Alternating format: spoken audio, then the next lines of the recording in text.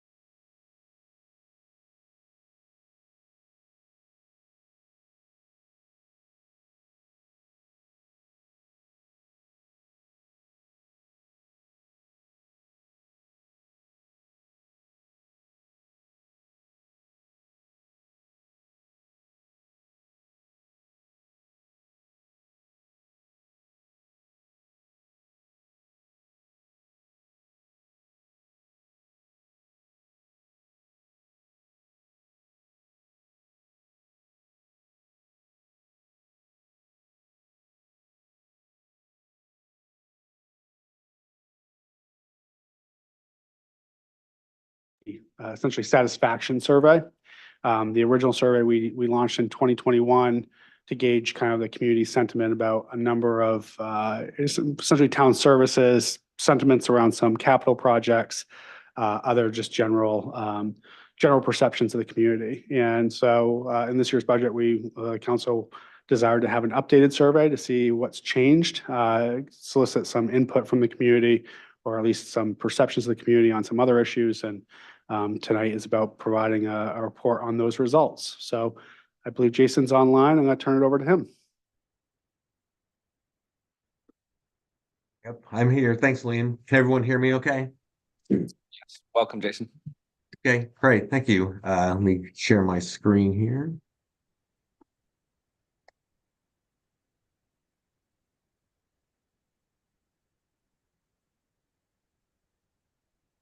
All right. Well, thanks. My name is Jason Morado. I'm at the ETC Institute, and we're a marketing research firm that specializes in conducting community surveys for local governments. And we just finished for the second time conducting a community survey for the town of Scarborough. So today I'm going to walk through the key findings from the survey, and then we'll go through any questions or comments anyone has as well. Before we get started, I have just one slide about ETC Institute. We're based in the Kansas City area. We're a national leader in providing market research for local government. We've been doing this type of work over 40 years. And in the last 10 years alone, we've conducted surveys in more than 1,000 communities across the country. So this is the type of work that we specialize in. This is just a quick overview of what I'll go through today. I'll go over the purpose and methodology of the survey. I'll walk through our key findings from the survey, a summary of our main takeaways, and then I'll be happy to answer any questions as well. So there are several reasons to conduct a survey like this.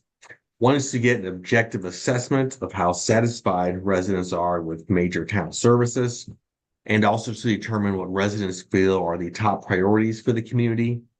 We're also able to measure trends from your previous survey. This is the second time we've conducted your survey. The first time was about the same time of year 2 years ago. And most of the questions were the same so that we could measure trends over time. But we did make a few updates to the survey as well, which is the pretty standard process for these types of surveys, where most questions stay the same, so you can measure trends over time. But each time you conduct the survey, you make a few updates as needed. And then we're also able to compare your results with other communities across the country. So this survey was administered by a combination of mail and online to randomly selected residents throughout the town. We received a total of 608 completed surveys. Our goal was to receive at least 600, so we accomplished that. And the results of these 608 surveys at the 95% level of confidence has a margin of error of plus or minus 4%. Essentially, that means that if we conducted the survey the same way 100 times, 95 times the result would be plus or minus 4% from what we're reporting. So the results are not perfect even for a statistically valid survey, but the margin of error is small. So here we have a map of Scarborough. The red dots are households that completed a survey. So we had a good distribution throughout the town. And this is a similar distribution as we had on your last survey a couple of years ago.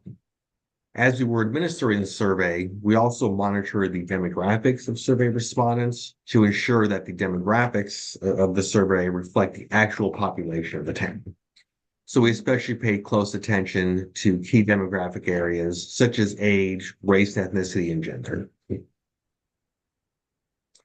So here's what we learned from the survey. We found that residents have a very positive perception of the town of Scarborough. Over 3/4 of respondents are satisfied with the overall quality of life in Scarborough. We also found, just like we did in 2021, that satisfaction with town services is much higher in Scarborough than it is in other communities. You rated above the US average in 42 out of the 51 areas that we compared. And in most cases, your ratings were significantly higher. We'll look at this in more detail in a little bit, but I do want to point out a couple of areas that especially stood out. One is that satisfaction with the overall quality of town services, rated 18 percentage points above the US average. And that's probably the most important question on the survey, because here we're asking residents to take into account all the services that you're providing and really giving an overall satisfaction rating for how well you're doing. The other area that really stood out was customer service from town employees. That's the area where you rated the farthest above the US average. And there you rated 49 percentage points above the US average when it comes to customer service provided by town employees. The top overall priorities for town services are traffic flow and the ease of getting around town, maintaining streets, sidewalks, and infrastructure, and communicating with the public. And we also asked residents what are the top issues facing Scarborough over the next 5 years. And the top issues are the pace of growth and expansion, the affordability of town services, affordable housing, and public education. So first, we'll look at some general perceptions that residents have in Scarborough. We asked residents to rate their perceptions of the town in a number of different ways. The dark blue are those who gave ratings of very satisfied. The light blue is satisfied. The gray is neutral. And we interpret neutral as average or meeting expectations. Neutral is a rating of a 3 on a 5-point scale. So it's not a bad rating, but it's not as positive as the blue, which are the satisfied and very satisfied. And then the pink and red are those who are dissatisfied or very dissatisfied. So if you look at the top of this chart, most respondents feel safe in Scarborough. Most gave very high ratings to the overall quality of life, as well as the appearance of the town. If you look at this fourth row, 67% of respondents are satisfied with the overall quality of town services. And that's compared to only 7% who are dissatisfied. So you've got almost a 10-to-1 ratio of those who gave positive responses versus negative to the overall quality of town services. And again, that's one of the most important questions on the survey. So that's a very, very good ratio. Now, if you look at the bottom of the chart, the areas that residents are the most dissatisfied with are affordable housing. And that's a trend we've seen all over the country, especially over the past year or two. And then how well the town managing growth. This was the very first question on the survey. Here we asked residents to rate major categories of town services. So for this question, we're asking residents to rate these areas at the big picture departmental level. And then later on in the survey, we asked about some more specific areas within some of these categories. So again, the blue are the positive ratings. Those who are very satisfied are satisfied. The gray is neutral, and the pink are the negative ratings. So overall, the positive ratings far outweigh the negative. Over 80% of respondents are satisfied with public safety, customer service from town employees, public beaches and waterfront parks, and library services. The only two areas that had more dissatisfied residents than satisfied were traffic flow and public transportation. Now, we saw that overall residents are very satisfied with customer service from town employees. We also asked respondents about some specific aspects of interacting with town employees. The dark blue means residents always observed these behaviors. The light blue means they usually did. And you can see these results are very, very positive. If you look at the top of this chart, for example, 93% of respondents say that Scarborough employees are always or usually courteous and polite. Most respondents also say it was easy to find someone to address their request. Most feel the response time was reasonable. Most were satisfied with their experience. Almost 90% were able to get their question and concern resolved either usually or always. And then most respondents also said that Scarborough employees went the extra mile. So here we have a map of Scarborough, and we broke the results out by census block. So these are fairly small areas, and this tells us if residents in different parts of the town have different perceptions of the town or rate services differently. We create a map like this for every question on the survey, asked on a 5-point scale. So there's about 90 to 100 maps in the report. There's just a couple we'll take a look at here. This one is for the overall quality of town services, and you can see the entire map is blue. So this tells us that residents in all parts of Scarborough are satisfied with the overall quality of town services. Sometimes what happens is, even if the results are very positive overall, once you break it into these smaller geographic areas, you might see some areas where residents are not as satisfied or having some concerns with services. But here you can see that's not the case, that you're doing a great job providing services equally throughout the town. This map is for overall how safe residents feel in Scarborough. Again, you can see the entire map is blue, and in fact, there are a couple areas in dark blue, which is the highest possible rating. So this shows that residents throughout Scarborough feel safe. So I mentioned earlier that satisfaction with town services is much higher in Scarborough than it is in other communities. You rated above the US average in 52 or 42 out of the 51 areas that we compared, and you rated significantly higher, so in other words, more than 5% above the US average in 36 of those areas. You also rated above the Northeast regional average in 41 out of the 51 areas, and significantly higher in 33 of those areas. So for these next two charts, the dark blue line are Scarborough residents who are either very satisfied or satisfied. The gray bar are the satisfaction ratings for residents in the Northeast region, which includes the state of Maine as well as some surrounding states. And then the light blue are the satisfaction ratings for residents from all across the country. And this is based on a national survey that ETC Institute administers annually with about 10,000 randomly selected residents from all across the country. So this first chart is for major categories of town services. I put blue arrows by the places where you rate significantly above the US average, which you can see includes just about every category that we rated. The area where you rated the farthest above the national average is customer service from town employees. Your satisfaction rating was nearly 89%, and you can see the national average is only 39%, so you're more than double the national average.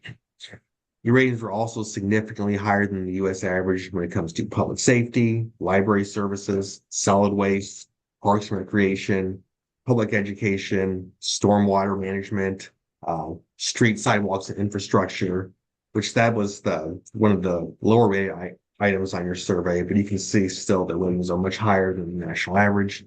You also rated much higher when it comes to communication with the public and enforcing codes and ordinances. The only two areas that rated lower, and this is consistent with your last survey as well, is traffic flow and public transportation. Here are comparisons specifically for public safety.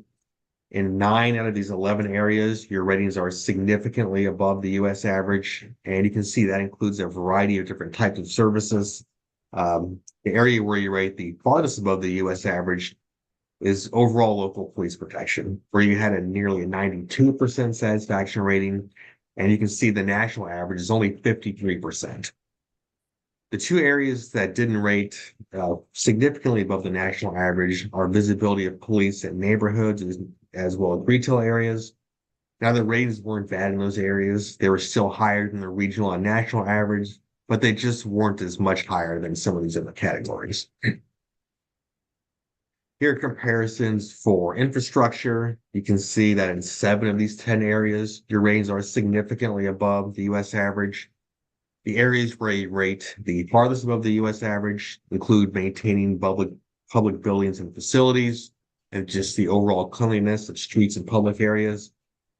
The areas where the ratings were more on par with other communities were street lighting, quality of sidewalks, and quality of bikeways. Again, not bad ratings, but they're just more on par with other communities and not significantly higher like a lot of these other categories. And then when it comes to trash and recycling services, your ratings are significantly higher than the US average when it comes to the overall quality of trash collection, as well as curbside recycling.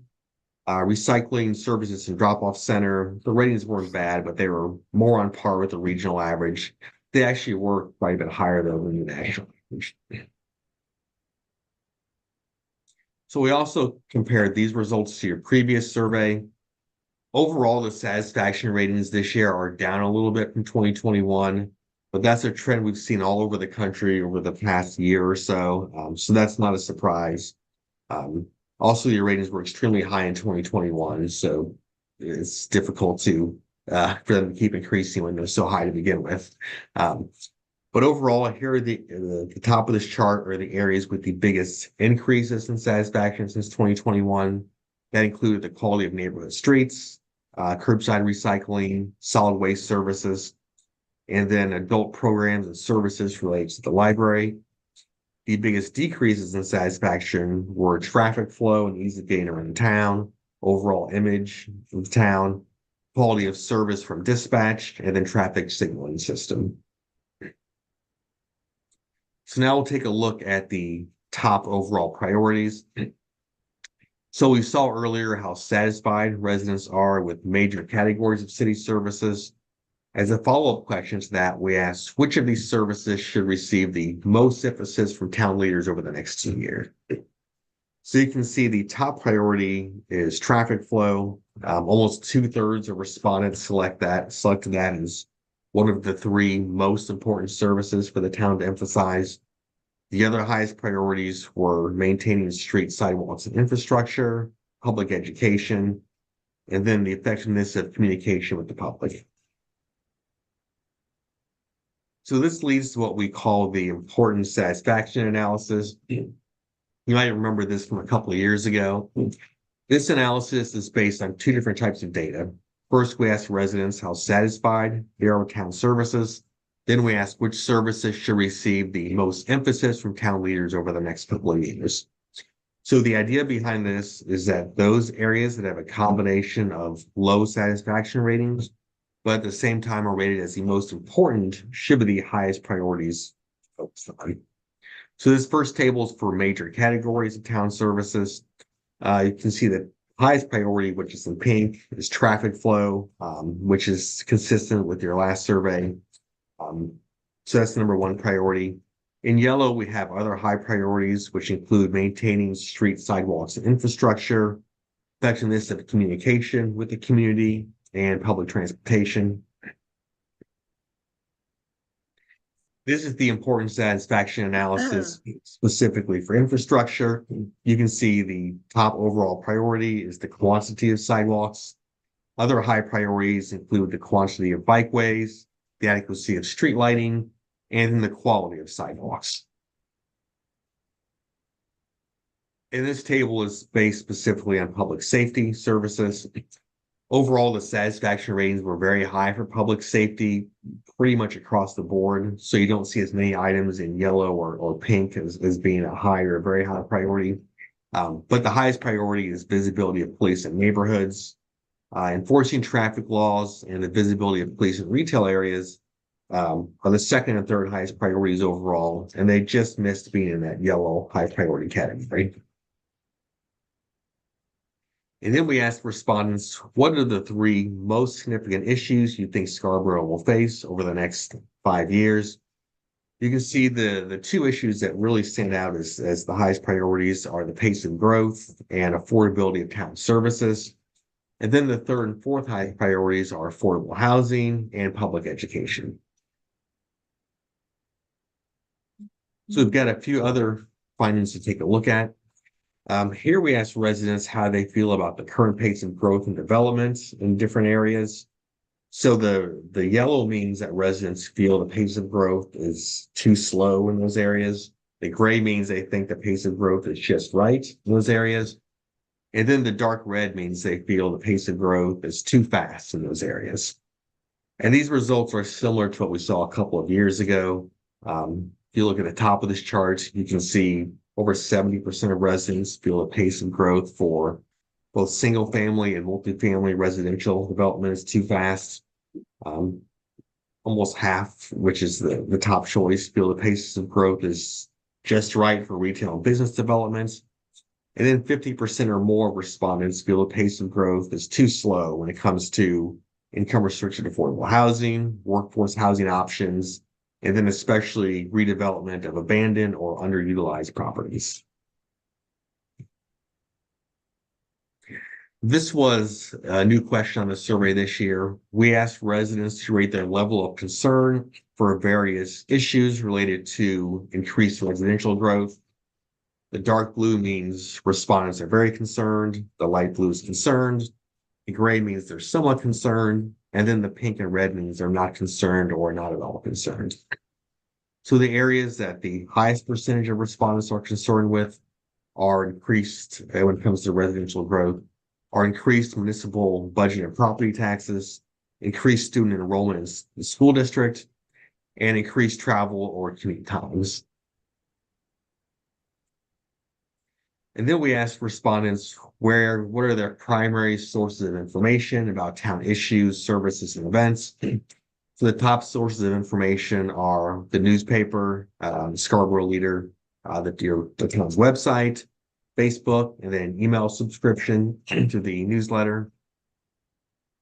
As a follow-up question, we asked which of these sources of information are your most preferred methods of seeing and receiving information from the town. And you can see that the top 4 preferred sources of information align with the way residents are currently getting information, which means residents are able to get the information in the way that they most prefer. So just a quick recap, we saw that residents have a very positive perception of Scarborough. Nearly 80% of respondents are satisfied with the overall quality of life. We also found that satisfaction with town services is much higher in Scarborough than other communities. You rated higher than the national average at 42 out of 51 areas. We saw there were a lot of areas where you rate significantly higher than the US average, but a couple that really stood out were the overall quality of town services and then customer service from town employees. The top overall priorities for town services are traffic flow, maintaining street sidewalks and infrastructure, and then communicating with the community. And then the top issues that residents feel are facing Scarborough over the next 5 years are the pace of growth, affordability of town services, affordable housing, and public education. So that is everything I had. Does anyone have any questions or comments? Let's stop sharing here. Thank you, Jason. Appreciate it. Sure. Does anyone want to start with questions or comments for Jason? Yes, Jean Marie. Hi, Jason, Jean Marie Katerina. Thank you very much for this report. I appreciate all the work you guys have done. I know there's some confusion out in the community regarding the results of this survey, i.e. the statistically significant survey versus the self-selected survey that we allowed people to complete after this one was finished. Could you speak to that? Just because most people don't understand statistics, number one, and why we do what we do as far as the so-called statistically significant surveys? Yeah, sure. Yeah, so statistically valid means that the results represent a much larger sample. In other words, the entire town, even though it seems like a relatively small sample. And there are 2 things that have to happen in order for results to be considered statistically valid. One is that households are selected at random to receive the survey. So every household in the town had an equal chance of being selected at random to receive a survey. And then 2 is that the demographics of survey respondents need to reflect the actual population of the town. So that's why when we're administering the statistically valid survey, we're monitoring those key demographic areas such as age, race, ethnicity, gender, geographic location. Now, in addition to that, we also open the survey up for anyone to fill out. Now, for that, we don't have control over who fills it out, so we're not monitoring demographics or geographic location. We call that the general public survey, and that's available for anyone. Now, the results we went through today were based just on the statistically valid survey, but we also just finished collecting data for the general public survey, and we'll provide those results separately at a later time. Can I have 2 follow-up? And Jason, if I'm recalling correctly, the last survey, they were both fairly close. Am I remembering that correctly, or are you not prepared to answer that? I have to go back and double check. Okay, I mean, that's fine. typically, Yeah, typically the priorities are similar, but satisfaction ratings can vary between the two. So, Okay, yeah, thank you. sure. Counselor Cushing. Yes, Jason, there was a statement at the beginning of the executive summary that I think confused some people. And it talked about your cross-checking addresses against, I think, the people who were mailed the survey and then people who took the survey online. And frankly, I found it a little confusing, and I think it gave some people the impression that we might have been discarding people's surveys and perhaps in the most cynical interpretation, not interested in hearing from some folks. And I know that's incorrect, but I'd like you perhaps to explain that and reassure us how you reconciled the mailed surveys for the statistically valid sample against the online survey. Sure. Yeah. Well, we certainly didn't discard or not count any completed surveys. Now, our goal for the statistically valid survey was to receive at least 600 completed surveys. The typical response rate for a survey of this length is around 12 to 15%. So in order to reach that goal of 600, it means we mailed surveys to about 4,000 randomly selected households. So that's the random sample. Now the mailed survey has the address printed on it. So if someone shows to fill out the mailed survey and mail it back to us, then we know the address because it's printed in the survey. Now, if someone chooses to take the survey online, they have to provide their home address when they submit the survey. And that's how we determine whether that survey is part of the random sample or part of the general public, which is outside of the random sample. But the survey is still counted. It's just a matter of which database is it in. Is it in the database for the statistically valid survey, which is the results we went through today, or the database for the general public results, which we're still processing that data. So what would happen if I got a mailed survey and then I really wanted to make sure you heard me, so I filled it out online? And then also by mail, you mean, or by online only? Online. In other words, I got one in the mail. I filled it out. Yeah. Now, I didn't feel like I needed to go and do an online survey, but it seems like I could have. What would have happened in that instance? Well, then you count as part of the statistically valid survey. If you're one of those households selected at random to receive the survey, you're part of the random sample. And whether you fill out the survey through the mail or online, your results were included as part of the statistically valid survey. Gotcha. So you're not going to double count me, is the point. Yeah, we don't double count. Exactly right. Okay. Yeah, All right. we don't usually. Well, Yeah. okay. Well, I'm sorry to press it, but that really wasn't clear to some people. And I got a little mail about it. So I thought Right. for the purpose of clarity, we should explain it. Thanks. Yeah, absolutely. Any other questions for Jason while he's here? I have a question. Yes, April. Hi, Jason. If I'm remembering, sorry, my voice sounds terrible. If I'm remembering correctly, there was a dashboard that we had for the 2021 survey that we had linked to on our webpage that allowed users to manipulate the data or select certain portions of the data and pull it out and look at it. Is that service something that we're going to be able to have with this more updated survey? It is. Yes, we're still working on that. That always takes a little extra time to complete. But what we'll do is we'll add this data to what we had before. So you'll be able to see the results for both surveys on that dashboard. So yeah. Excellent. Thank Yeah. you. And that should be ready towards the end of the month. Okay, perfect. Thank you. Counselor Ham? I don't have a question so much as I have a comment. As I read through this, number one, I felt very confident that what you've explained in terms of the process we followed was very well done and very consistent with what we had done before. So thank you for that. But what really struck me is when I looked at the areas of dissatisfaction, I know that we have a high level of satisfaction with services, but if you read through this, that seems to imply that people are concerned about the sustainability, our ability to continue to provide services that will be affordable and that will be available to people who, are maybe interested in, aging out in Scarborough, not having to move away or not having to do something in order to afford to stay in their homes. So I was really struck by that.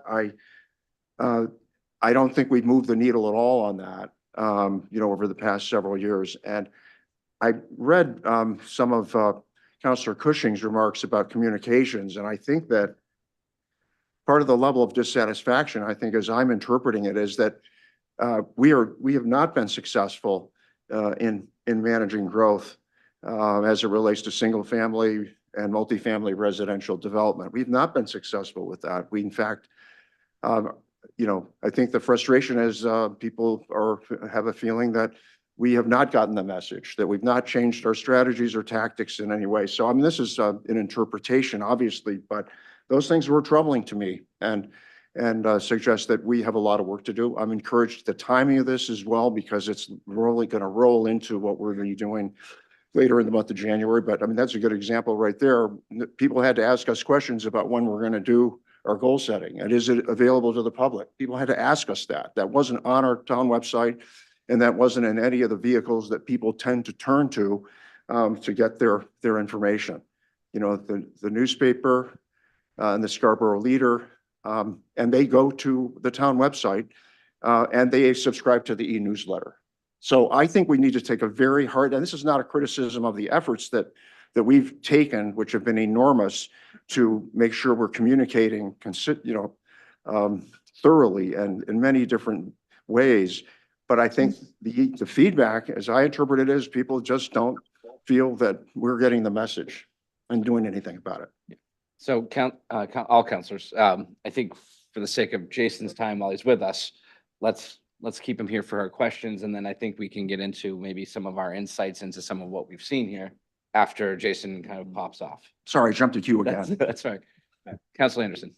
So Jason, I have a question about the demographics. So at the beginning, you had mentioned age, race, and gender were really what you focused on in terms of, ensuring that it was, equivalent to the broader sample of the community. I'm just curious, for some of the other demographics, is there any bias in the results relative to the sample that you took too? What I was surprised to see, and it was in both years, so it was the same thing in both years, and I guess I just didn't notice it last time, was that 50% of respondents had lived in Scarborough for 20+ years. And so is that, I should probably know this, but I don't know, like, of our residents, how many, is that 50% a normal number, or is there some response bias in the survey result that is geared to some demographics, so that as we look at this, we kind of know what that bias could potentially be? Right.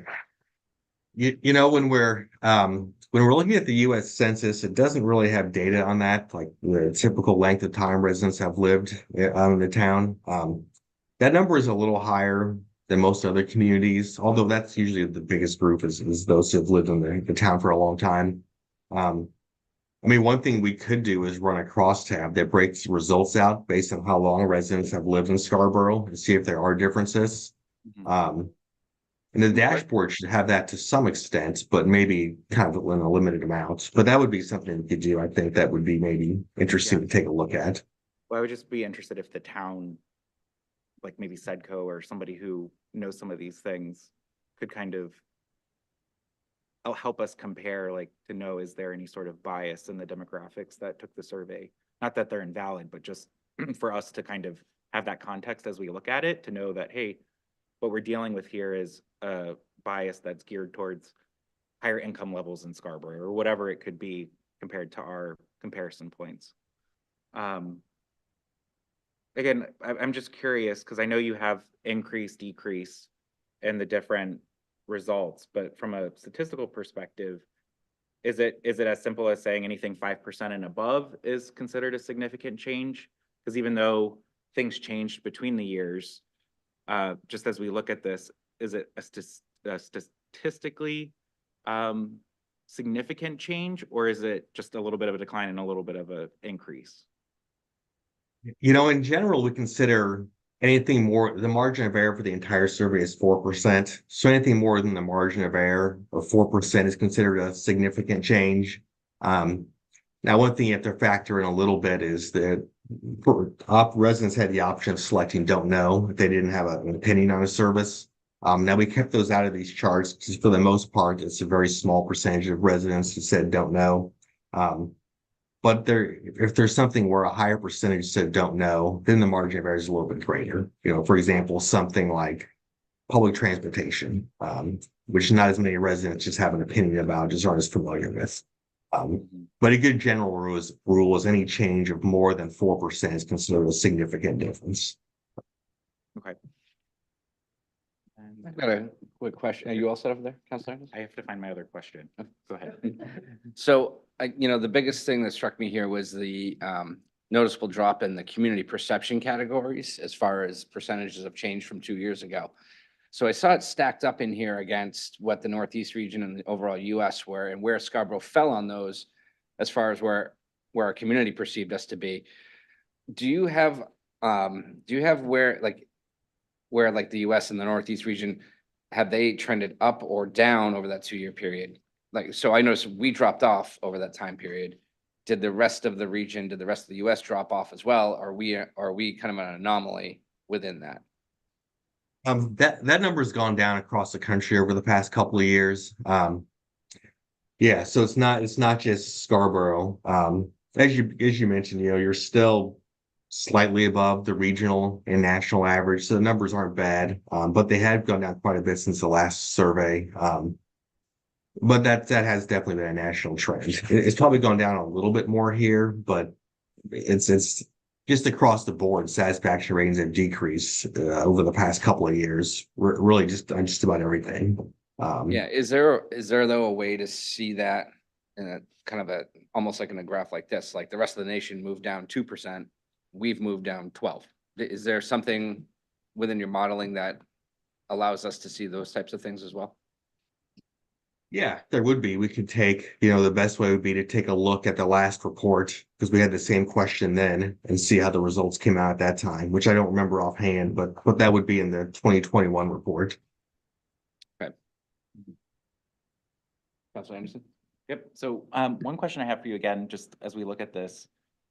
Last time we did the survey, I think in the statistically valid sample, we were able to get 800 responses. And in this one, we only got 600. And I know from a statistics perspective, that's what we needed to get the 95% confidence. But again, from a comparison perspective, is that something that we should be concerned about, that it was 200 less compared to what we had last time as we're doing that comparison? Or again, from a statistics perspective, is it safe to kind of look at the two side by side and really make the assumptions as we're looking at the 2 years? This is our first time doing the Right. 2-year comparison, so that's why I'm kind of interested in looking at things from that lens. Right. Yeah, from a statistics perspective, it doesn't make much of a difference. It's pretty typical when we conduct a survey in the community for the first time to have a much better response than we do in follow-up years. I actually gave a presentation last night for a city in Oregon, which had the exact same thing. Their goal was 400. Who did their survey for the first time years ago, they had over 600 completed surveys. And this time, I think it was barely over 400. Then we have another project presentation coming up soon where it's the same thing. So that's pretty normal that in follow-up surveys, some residents maybe feel like they just took the survey, even though it's been a couple of years, it's been a while, but you just kind of get some of that fatigue, I guess, to some extent over time. But that's why we have a guaranteed minimum number of completed surveys. So we make sure we hit that no matter what. Okay. Now, the margin of error is slightly greater this time than last time because of a different number of surveys, but it's by a small amount, it's by, less than 1%, even like 0.1%. So. And then my last question, and then. Yeah, go ahead. So, to Nick's point, the perception of the community was, again, a takeaway I had looking at it, like there were some significant drops in a lot of those categories. And I think Don's comment around growth and things, like, is there a way that you could do some sort of correlation between some of these significant decreases to help us understand, like, how much some of these things really were weighted in terms of the increase in dissatisfaction in certain areas or the decrease in, you know, the image of the community? Is it growth? Is it traffic? Are those the two Right. things? I mean, that's what I'm assuming, but from a data Right. perspective, can you help confirm that? Again, the other one that I was a little disappointed, but I'm not surprised, was the decline in quality of elected officials and leadership. And I think that has to do probably with growth in traffic and those questions, but Yeah. I'd like to know, is it just those things? Or are there other things that we need to be also cognizant of? Is it communications? So that way we can really make sure that we're doing our part there to help improve that score. Because that's us. That's like, I view that as our approval rating. And I was disappointed to see it where it was. Point of order, that's your approval rating. Yeah. Yes. The new guy here. Right. Yeah, it's those, yeah, I mean, those are great questions. I think growth and traffic do have the biggest impact on that, but we can run some regression analysis, which would show what factors have the biggest impact on the overall image of town. So yeah, that is something we can do. Yep, we can do that. I had one, this is a real question this time, not a comment, so, and excuse me if I'm confused on this, but was this, did we expect this survey was gonna give us sort of, direction on what we need to do with reference to, revisiting the school issue? This is totally different than that. So I would say that, good news, bad news. I think that it is very relevant for whatever we decide to do with that second piece of survey work. And I know we can all talk about that. So that's a comment, not a question. So. Any final questions or thoughts for Jason? I would like to spend, the last, 10, 15 minutes just kind of sharing council thoughts on or perceptions of what we've gleaned out of this information so far. Jason, we thank you for what you've done. This was great work again. And happy to report that you might be getting a call from us at some point shortly here regarding, as Councilor Hamel just pointed out, possible school questionnaire. So.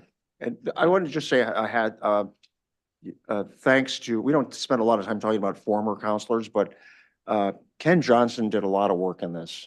He really kind of took this on, as sort of one thing he wanted to do as a personal goal and objective. And I think that, he is a statistician by trade and actually does Dodd-Frank compliance as his job, which I can't imagine. But he really drove this thing and got us to this point. So I think we need to thank him for that. I don't know if he's watching tonight, but really great piece of work. All right. Thank you, Jason. Appreciate your time great. tonight. Yeah, absolutely. Thanks everyone.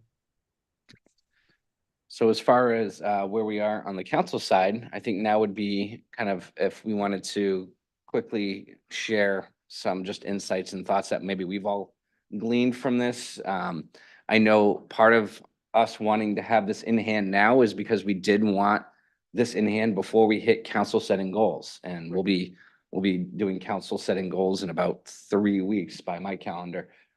So this will be helpful for us to have as we look for, items to tackle on next year. So I'll just start by saying that the thing that caught my attention was the drop in the perception of the community. And that's why I was asking, the perception thing could be influenced by a lot of different factors. It could be national politics for all we know, and there's just an overall souring on every topic everywhere. And you don't know how that compares unless you see if the slide we're seeing is something that we're seeing across the region or across the US. That's, you get these surveys and you love them because you have plenty of information, but then we're still left to try to interpret some of this and then how to go forward. Our growth management ordinance was just put into place in July 1st, so has it had the time to take place and see if the growth management aspects of our efforts are really taking hold and doing well? 6 months isn't quite enough time to see if it's actually working. So are we seeing responses that really are dealing with the last 3 to 4 years worth of growth? And maybe we've already taken enough steps. Maybe we haven't. And I think that's what's left up for us to decide as a council, whether it needs to go a step further or we need to wait to see if the new policies we've put in place work. So that was just a couple things. I'll just throw in kudos to staff and public safety. I mean, incredibly impressive numbers. And I think it's representative, and that's it for what it's worth. I think that's top down. I think if you look at the leadership we have here, it translates down to the staff and the experience that people in this community are having within. So again, kudos to you, your staff, Chief Holmquist, his staff, Chief Kindle, his staff, Public Works, Doug Howard, and his staff. So I think they deserve all the kudos in the world. I don't know, just this is food for thought. I don't expect answers this evening, but as we go through it, I made a note. There's a couple things in here that I feel like kind of conflicted. So there seems to be a desire for, of course, more affordable housing, more workforce housing, but then in the same breath, we have too much housing and bad traffic problems. And then couple that with the second highest concern in town, which is the impact of taxes. Well, let's face it, folks, our affordable housing and workforce housing usually require some sort of tax subsidy. So I mean, we really have conflicting pieces of information to work with there, and that's tough to navigate. So again, food for thought before we go into our goal setting. I think that's it for now. Does anyone else want to jump in? Councilor Cushing. Thank you.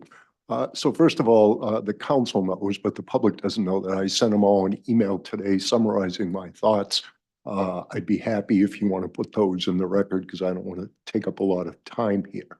But I do have a take which I think is maybe speaks to what Councilor McGee was saying, and to some extent responds to Councilor Hamill's comments regarding growth. To me, it is really clear. People don't want growth and they want us to fix it. But then, wait a minute. We have a growth ordinance, and the growth ordinance is designed to limit the number of building permits that are issued in the town. We have the Crossroads Project, and I think we ought to start calling it that, which is designed to manage growth by concentrating the density and increasing the tax base. We're buying up 30% of the land in this town, and we're making really good progress. So what that says to me is that in part, I don't know if people know exactly what it is the town is doing or what it is the town is legally capable of. We can't build a wall, okay? And one of the problems that we face, thanks to all of our wonderful town employees, is that this continues to be an extremely desirable place to live. So in part, I think we have some work to do in terms of explaining what is the current status with growth, because right now the major dashboard is Route 1 and how long you're sitting at the traffic light. And so I'm not suggesting that we are or aren't doing a good job, but I can tell you that I've got spreadsheet after spreadsheet after spreadsheet. It gives me information on growth in this town. And if you ask me just on the street, how we doing? I'd say, I don't really have a clue. And the reason I don't have a clue is because I don't have some kind of baseline to judge it against. And so within that environment, it really is not unexpected to have people sort of go with what they see. And that is that, I've lived in this town a few years. It didn't take quite so long to go up Route 1. Sometimes it takes me 5 minutes to get out of my street onto Black Point Road during the traffic. And if that's all I know, plus the limited amount of information I get in the leader, then I don't think the town's doing a very good job with growth. So I'm sorry but the rest of my comments are in that email, Nick, and if you'd like to stick them in the record for, yeah. So So It went to all of you, so. I'd like to build on that if I may. I think those are very good statements. I like the way that Councilor Cushing has framed it. He said, these are the things we're doing to control growth. The question is, how are we doing? The answer is, we don't really know, okay? The public is telling us you suck, and we're saying everything's fine, and there's a big gap there, okay? So that's the problem statement. And I think that's where we'll be spending a lot of time together trying to figure that out, but I think it's a problem statement that we haven't solved for yet. I saw Counselor Sy there before I turned my head this way. You're good? Counselor Anderson. I mean, I think there's some good and then there's some bad, right? The good is from a town services perspective.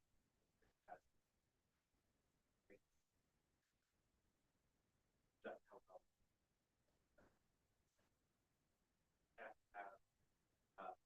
Again, I think that's where conflict comes in. Sorry, they're very satisfied with the services, but then the question around the perception of value that they receive for their taxes, those are in conflict to me, and I find it interesting because if you're very satisfied with the services you're getting, but you don't see the value based on the price you're paying in your taxes, where would the community like to see us cut certain services, which would likely reduce satisfaction? And I don't think many people, I would be interested to know from the public, like, in order to give you a better perception of value, where are the areas where you would like to see potential reductions to actually, that could come at the cost of services and satisfaction. And that's a tough thing, I think, for people to reconcile, myself included. And I'm not suggesting we cut anything necessarily, but I actually think what it means to me is there's a huge opportunity to communicate better the value for the tax dollars that they're getting and how that is helping with these services.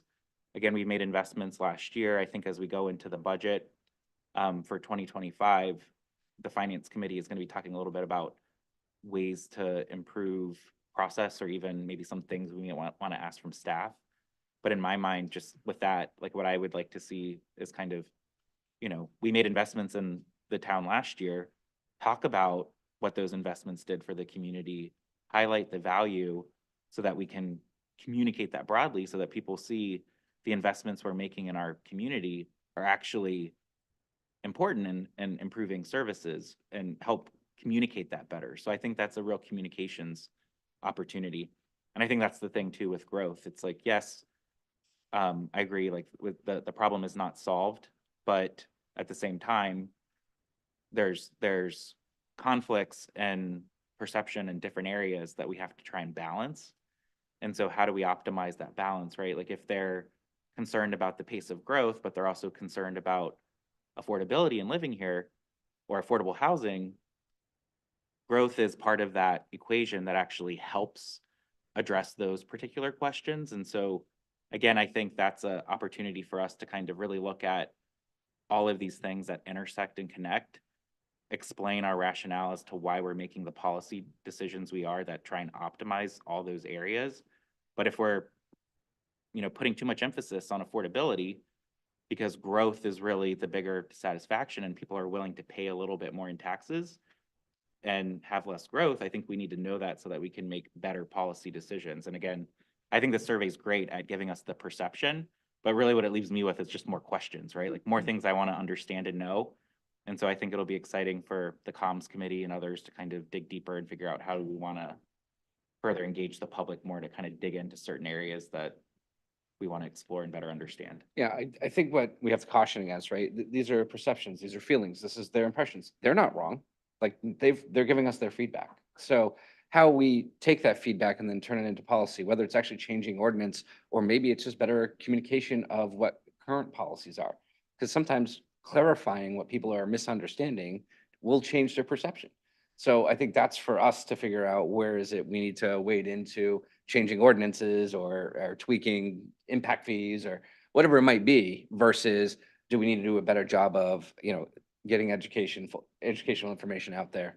And I think that's all for us to decide as we go forward. So, I wasn't hoping that they would hand us a silver bullet, and it never is that. But there's plenty to learn from this. So, anyone else want to? No? Okay. So with that, we have 5 minutes, and then we'll start our regular council meeting. So take a recess. We'll see you in 5. Thanks.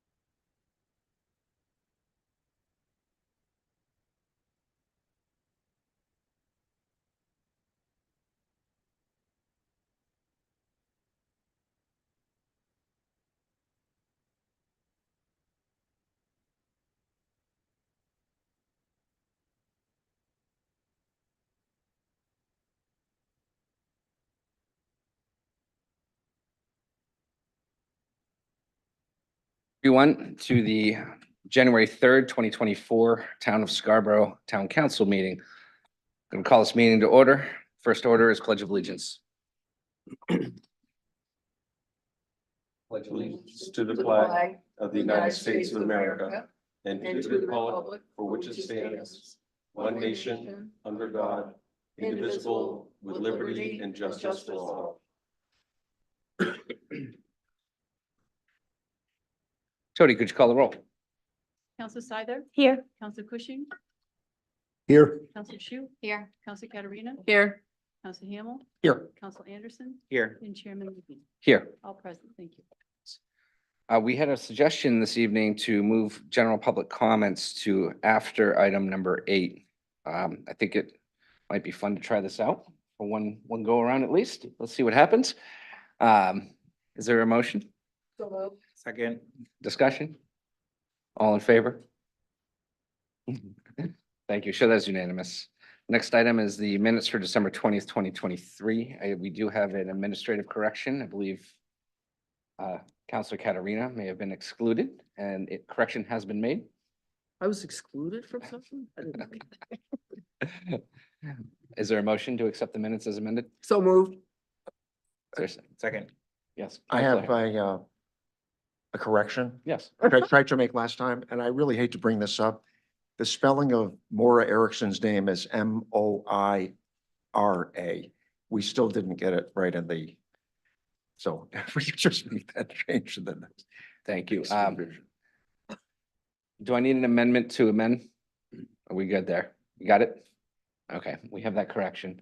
Thank you. Thank you. Any other More- discussion or changes? All in favor? Opposed? Show that is unanimous. Thank you very much. Adjustments to the agenda other than the one we already made. Mm-mm.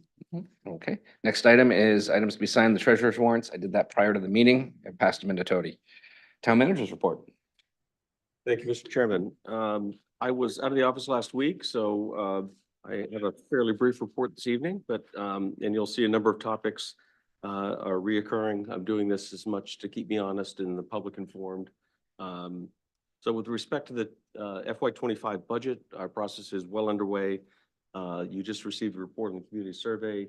Myself and staff are equally interested in kind of sifting through those results. Undoubtedly, those will help shape and inform the sort of budget requests that you'll see come before you. In addition, we're very interested to see what the council's goals are. That will also help educate and inform how we move forward.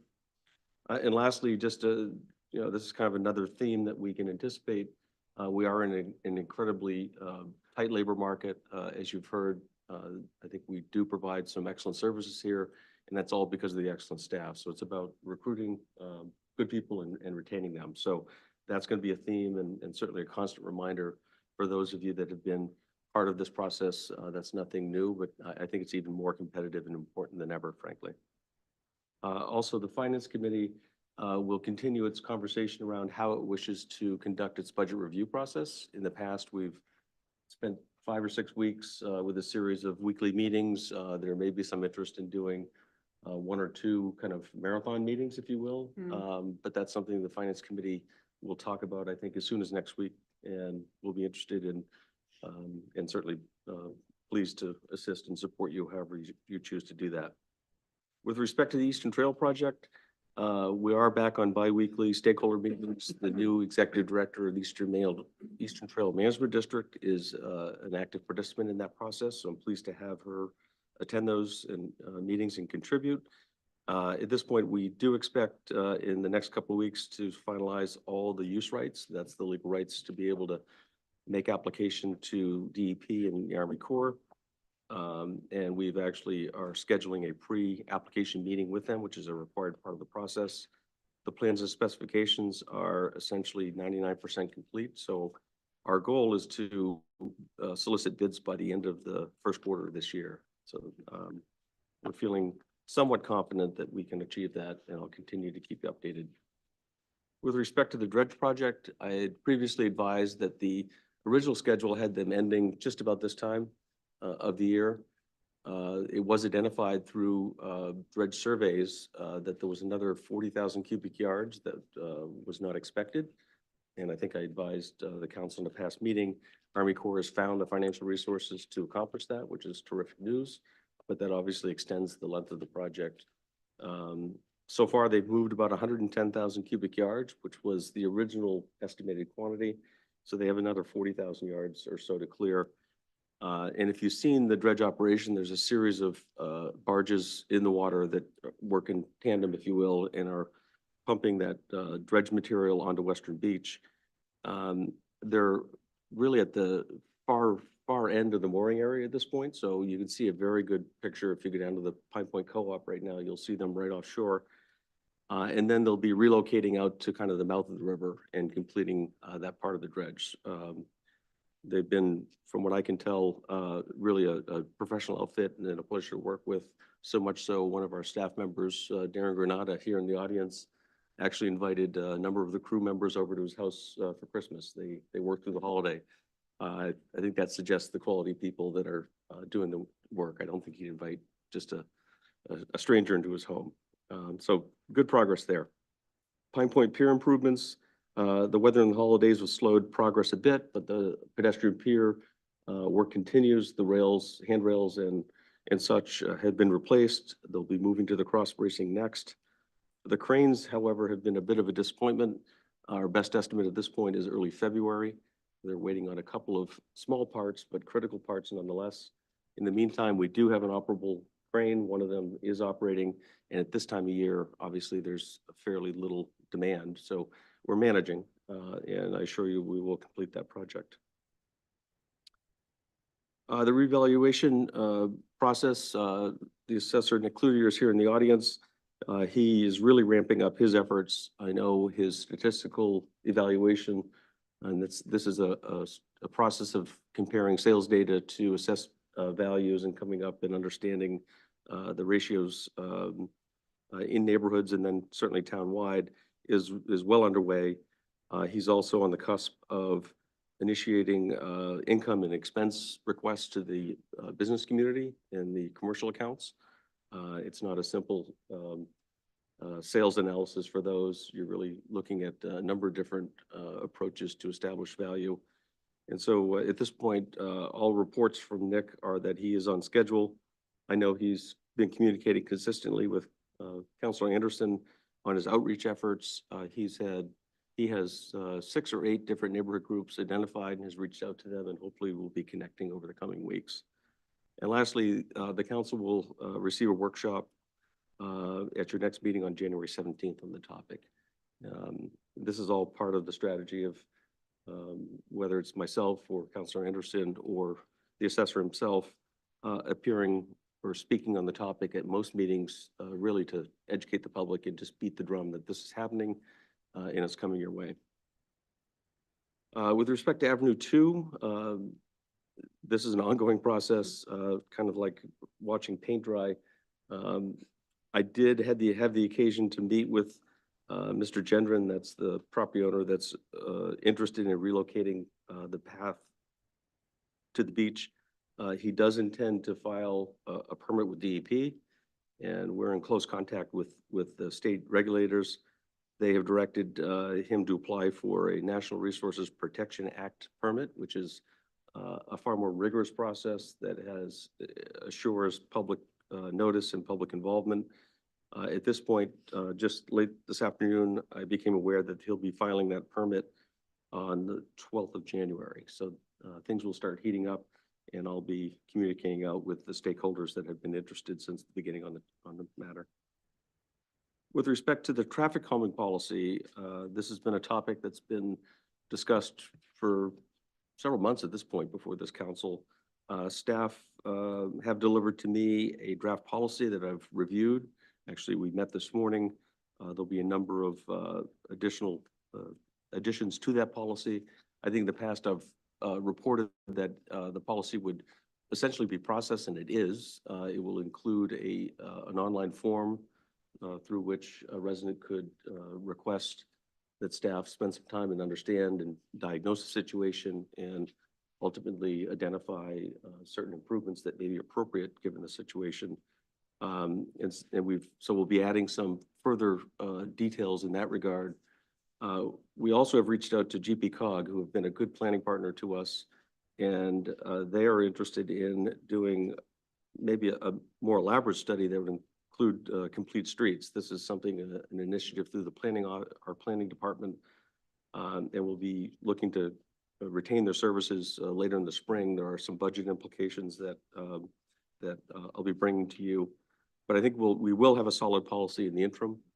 And the basic timeline that we're working on is we intend to provide the Maple Avenue residents who have expressed most interest in this topic a copy of that draft policy by no later than January 12th. That's next week. And I think it'll be sooner than that, frankly. And the intent of that is to put that in their hands. There is an already established meeting on the 16th that I expect, and we hope there'll be good, rich discussion and input and feedback provided. And we'll take that feedback into consideration and bring the policy to the Transportation Committee for their review and input. I think by then it should be fairly well along. I don't expect there'll be major changes. And ultimately, I'll be looking to bring this back to the council for acceptance at your first meeting in March. That's the schedule that we're tentatively working on. And I guess the last thing I just mentioned, next week looks very busy for committees. I think members of council are aware, but by my count, we have Finance Committee, Ordinance Committee, Appointments Committee, and Communications all meeting next week. So getting up and running, staff is anxious to get a better sense of what the kind of work plan looks like for these committees so we can start to understand what resources we'll need to bring to the table to help support you. So with that, I'm available for questions. Quick question, Maple Ave meeting, do you have the time and location for that? Councilor Anderson is the one that's coordinating Yeah, I that. believe it's at 6 o'clock and we have the town manager's room. I'll be there as well as the police chief, I think. Yes. And then it'll be with 6 or 7 Maple Ave residents who'll be participating. Thank you. I haven't attended in the past. I'm pleased to be there if I could be of any value. In regards to the river dredging, I know some of the residents had asked how much longer it's going to be going on for and how Yes. much longer the beach would be closed or off limits. Yeah, thank you. I failed to mention that. Based on the work that how they've progressed so far and the additional work ahead of them, I would expect them to be complete by the end of January at this point. Tom, at our last meeting, when we were discussing the cannabis issue, I believe there was going to be a meeting with the attorneys following that meeting in which we were going to try to figure out what we could or couldn't do and so forth. I just wondered what the status of that is. Yes, there was a meeting, council leadership, although Councilor Vice Chair Seither was not able to attend. Councilor Katarina attended it in her place. There is a memo that is forthcoming from the town attorney that will be certainly made available to the council and to the public that intends to provide that level of guidance. And it'll be addressed at ordinance.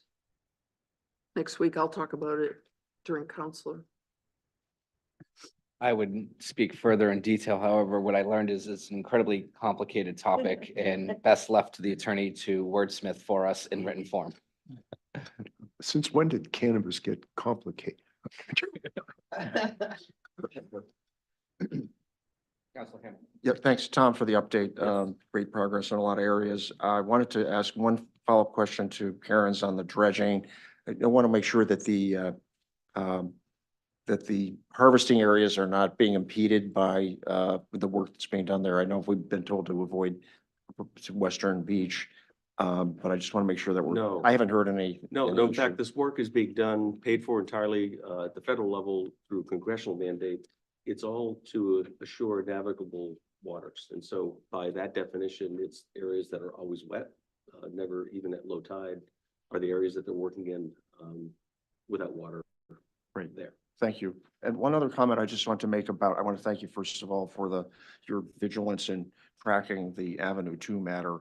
You know, the dead of winter, folks aren't really thinking much about walkways to the beach, but be that as it may, we will be tracking this very closely. It's actually thanks to the vigilance of the public and the neighbors that were able to identify a permit by rule. That was the method that Mr. Gendron used to make improvements so far. But from this point on, it's going to get a little more complicated. And, it's a tripartite agreement.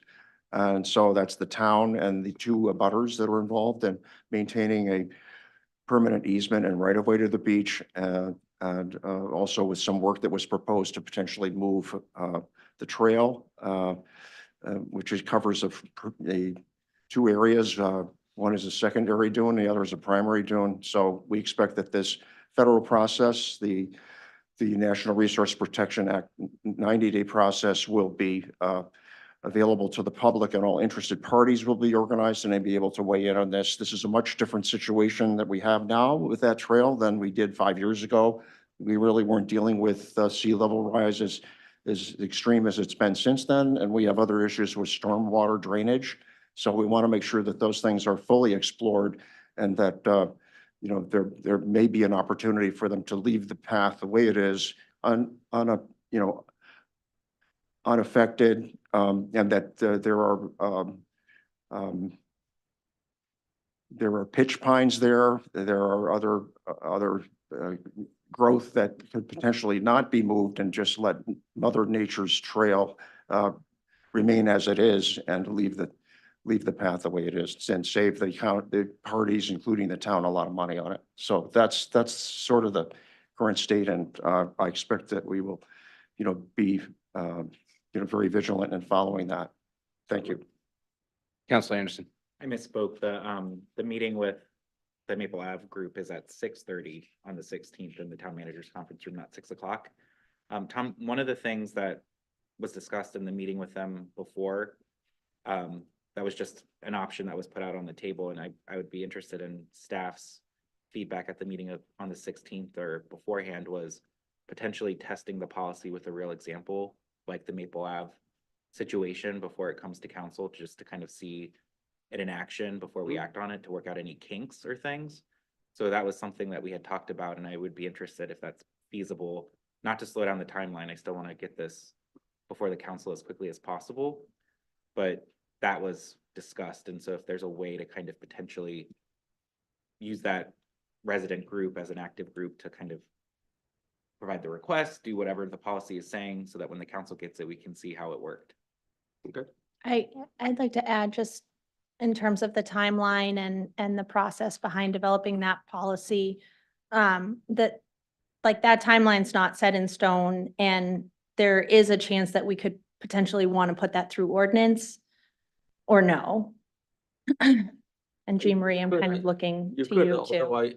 I would suggest that this is probably not worthy of ordinance. Okay. I don't think, your ordinances typically have very prescriptive components, and by the nature of this, all situations will be different. And I think relying on professional opinions and the uniqueness of situations is going to be really key to come up with appropriate results. So I don't think it necessarily suits itself well for an ordinance, and so I think the policy is really where it needs to be. Great. I'm pleased to work with other council committees if you think that's necessary. I get the sense that there's some urgency in moving this matter forward. No, So that distinction is really helpful. Thank you.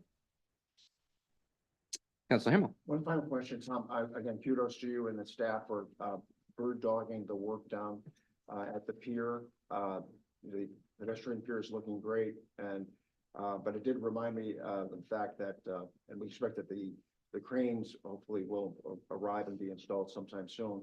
But this has been a long walk. It's taken, really months, over a year, frankly, since we started. But it just reminds me that there will be work at some point, extensive work for the main pier that people drive on, that currently the cranes are installed on. And so I would hope that we'll have an opportunity in the budget process to revisit the working waterfront fund, and to make sure that we are going to have that funded properly, so that we can plan and execute that work, if and when. yeah, the main pier is about 10 years old. We do have and will be performing some basic maintenance work, frankly, just tightening up bolts and fixing some wear parts. Curiously, one of the big things, there's wooden timbers that run horizontally across this pier, and they get filled with salt and debris, and so there's really no drainage. So we'll be reestablishing just proper drainage, just those basic maintenance things. The pier itself, again, was built very sturdily, so I don't expect it's going to require major capital investment anytime soon, but we certainly can revisit where we stand with the fund. Thank you. All right. Any other questions? All right. Our next item tonight is general public comments. So if you have any general public comments on anything that is not on our current agenda for the evening, please approach the podium.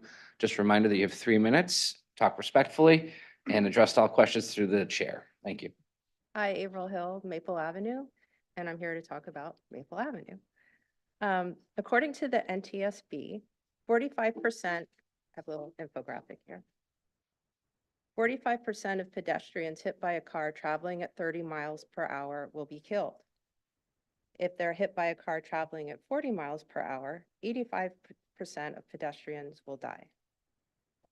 The speed study results for 72 Maple Avenue revealed that 2,961 cars were driving over 30 miles per hour, and almost 100 cars were going over 40 miles per hour.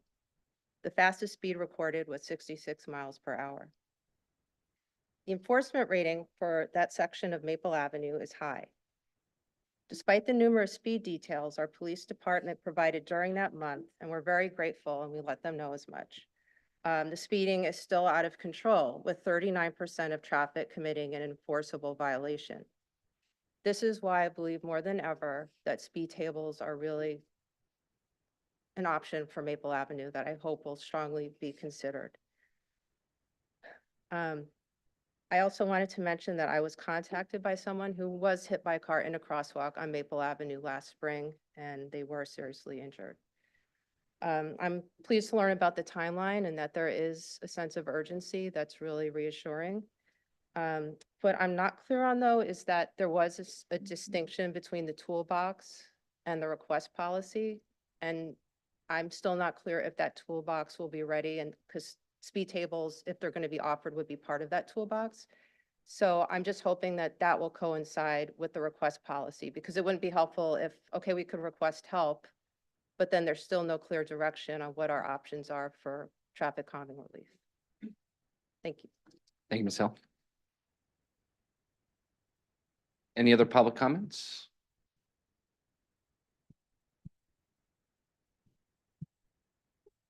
Welcome, Mr. Pritchard. Jim Pritchard, Maple Ave.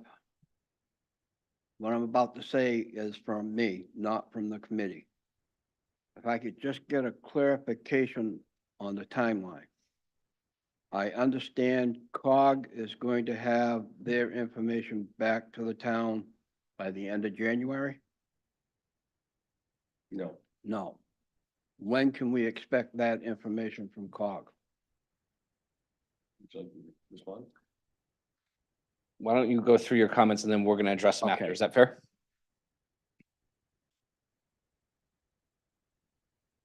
Once we get the information from COG, my understanding, it will do a final draft, then it will be presented to the Transportation Committee.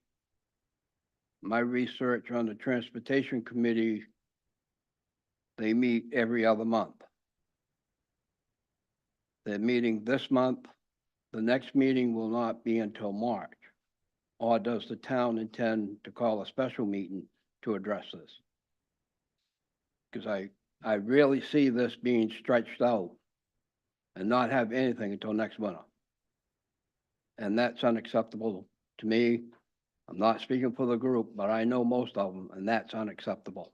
We need to have something in place by spring. Traffic is going to speed up the minute it takes and starts getting warm. We've been 4 months so far, and we've seen nothing. We've heard nothing. I'm in hopes that the draft will give us more information. And regarding the draft, I understand it's going to come before our group. But what about the other parts of the town? We know there's traffic problems on Sawyer. There's traffic problems at Pine Point. Will that draft be online for people to make comments? other than those of us in the Green Acres area. Thank you. Thank you, Mr. Pritchard. Tom, would you like to just go over the timeline as you see it at this stage? Yes, we have consulted with GPCOG, which is, again, a resource that we avail ourselves whenever possible. They've really suggested strongly, and we agree, that there's a more comprehensive approach that we need to be looking at, not just traffic calming. And frankly, they don't have the time to be able to, on our preferred timeline, to be able to provide input. To the earlier question, we do expect a policy that will have prescriptive components to it. That is not just process related, that has, it's something that we can use in the interim. What we vision is with GPCOG's input that may be months or a year away, frankly, will improve that policy and expand it further. But we do expect to have a policy, actionable policy in front of council in March this year. That I believe, and I don't want to suggest that it will satisfy you, but when you see it, I think you'll see that it does have components that I think you're looking for in it.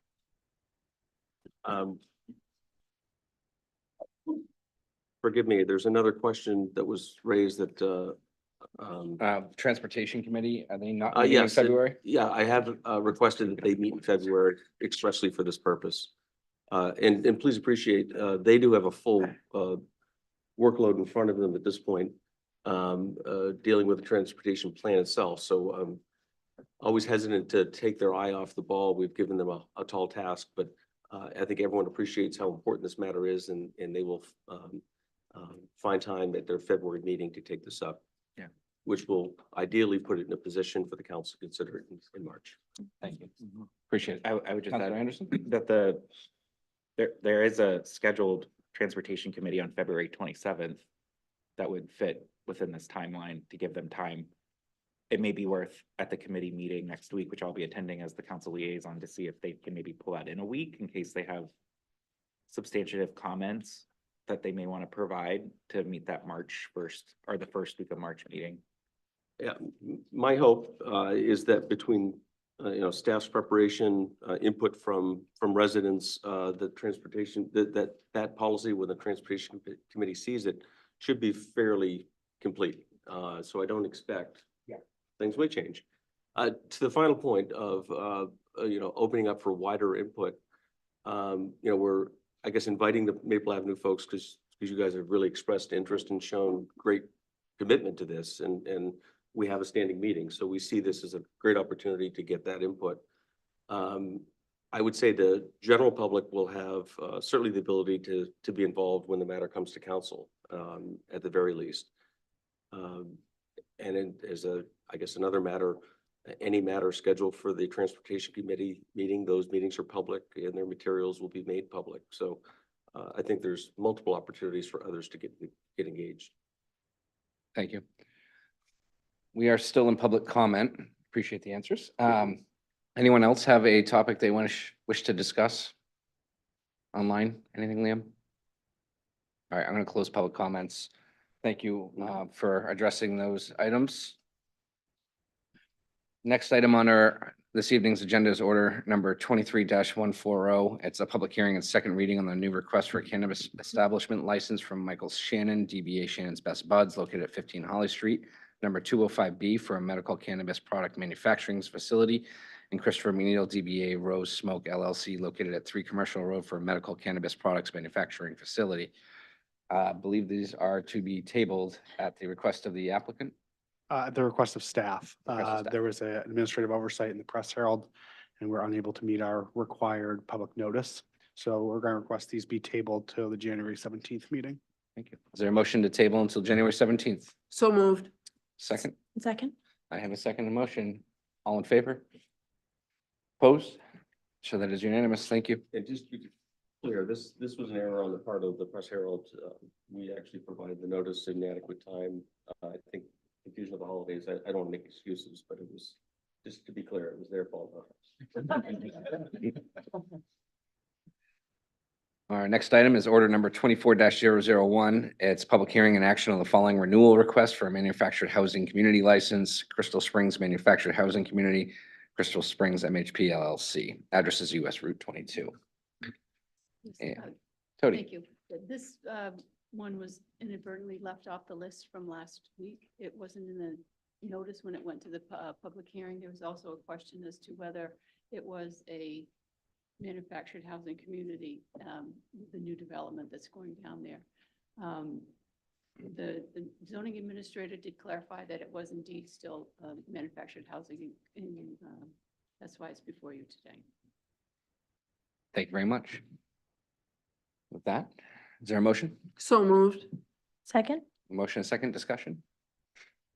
All in favor? Opposed? Show that is unanimous. Thank you very much. We have no old business at this time. On to new business.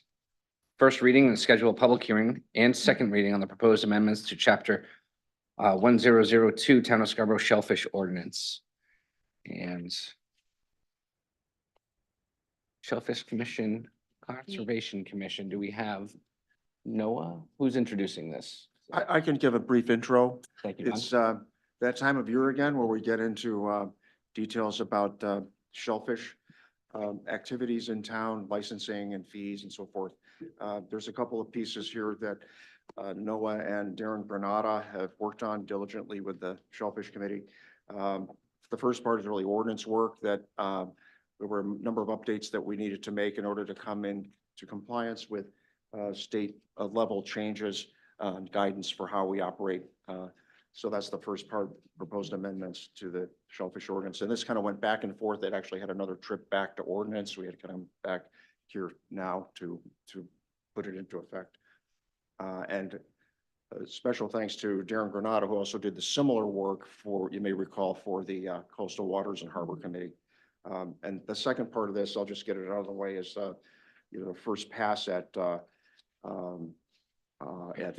schedule of fees, and there'll be more work coming forward as we look at our survey data and also try to set the number of fees that will, or the number of licenses that will be available this spring for people to apply for.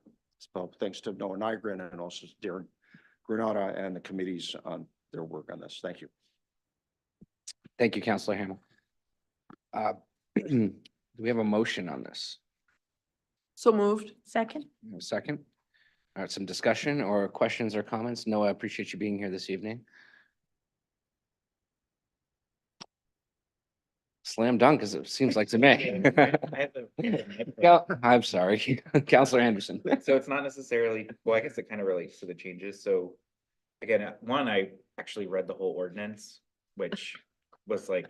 'cause Part of again, our it's job, but Part congratulations. of our job, but at the same time, like, it's not something I think about often. And so it's just very like, I was looking at it and I was like, really like, wow, this is really interesting. And at the same time, somewhat complicated. Like there's Mhm. so many different Mhm.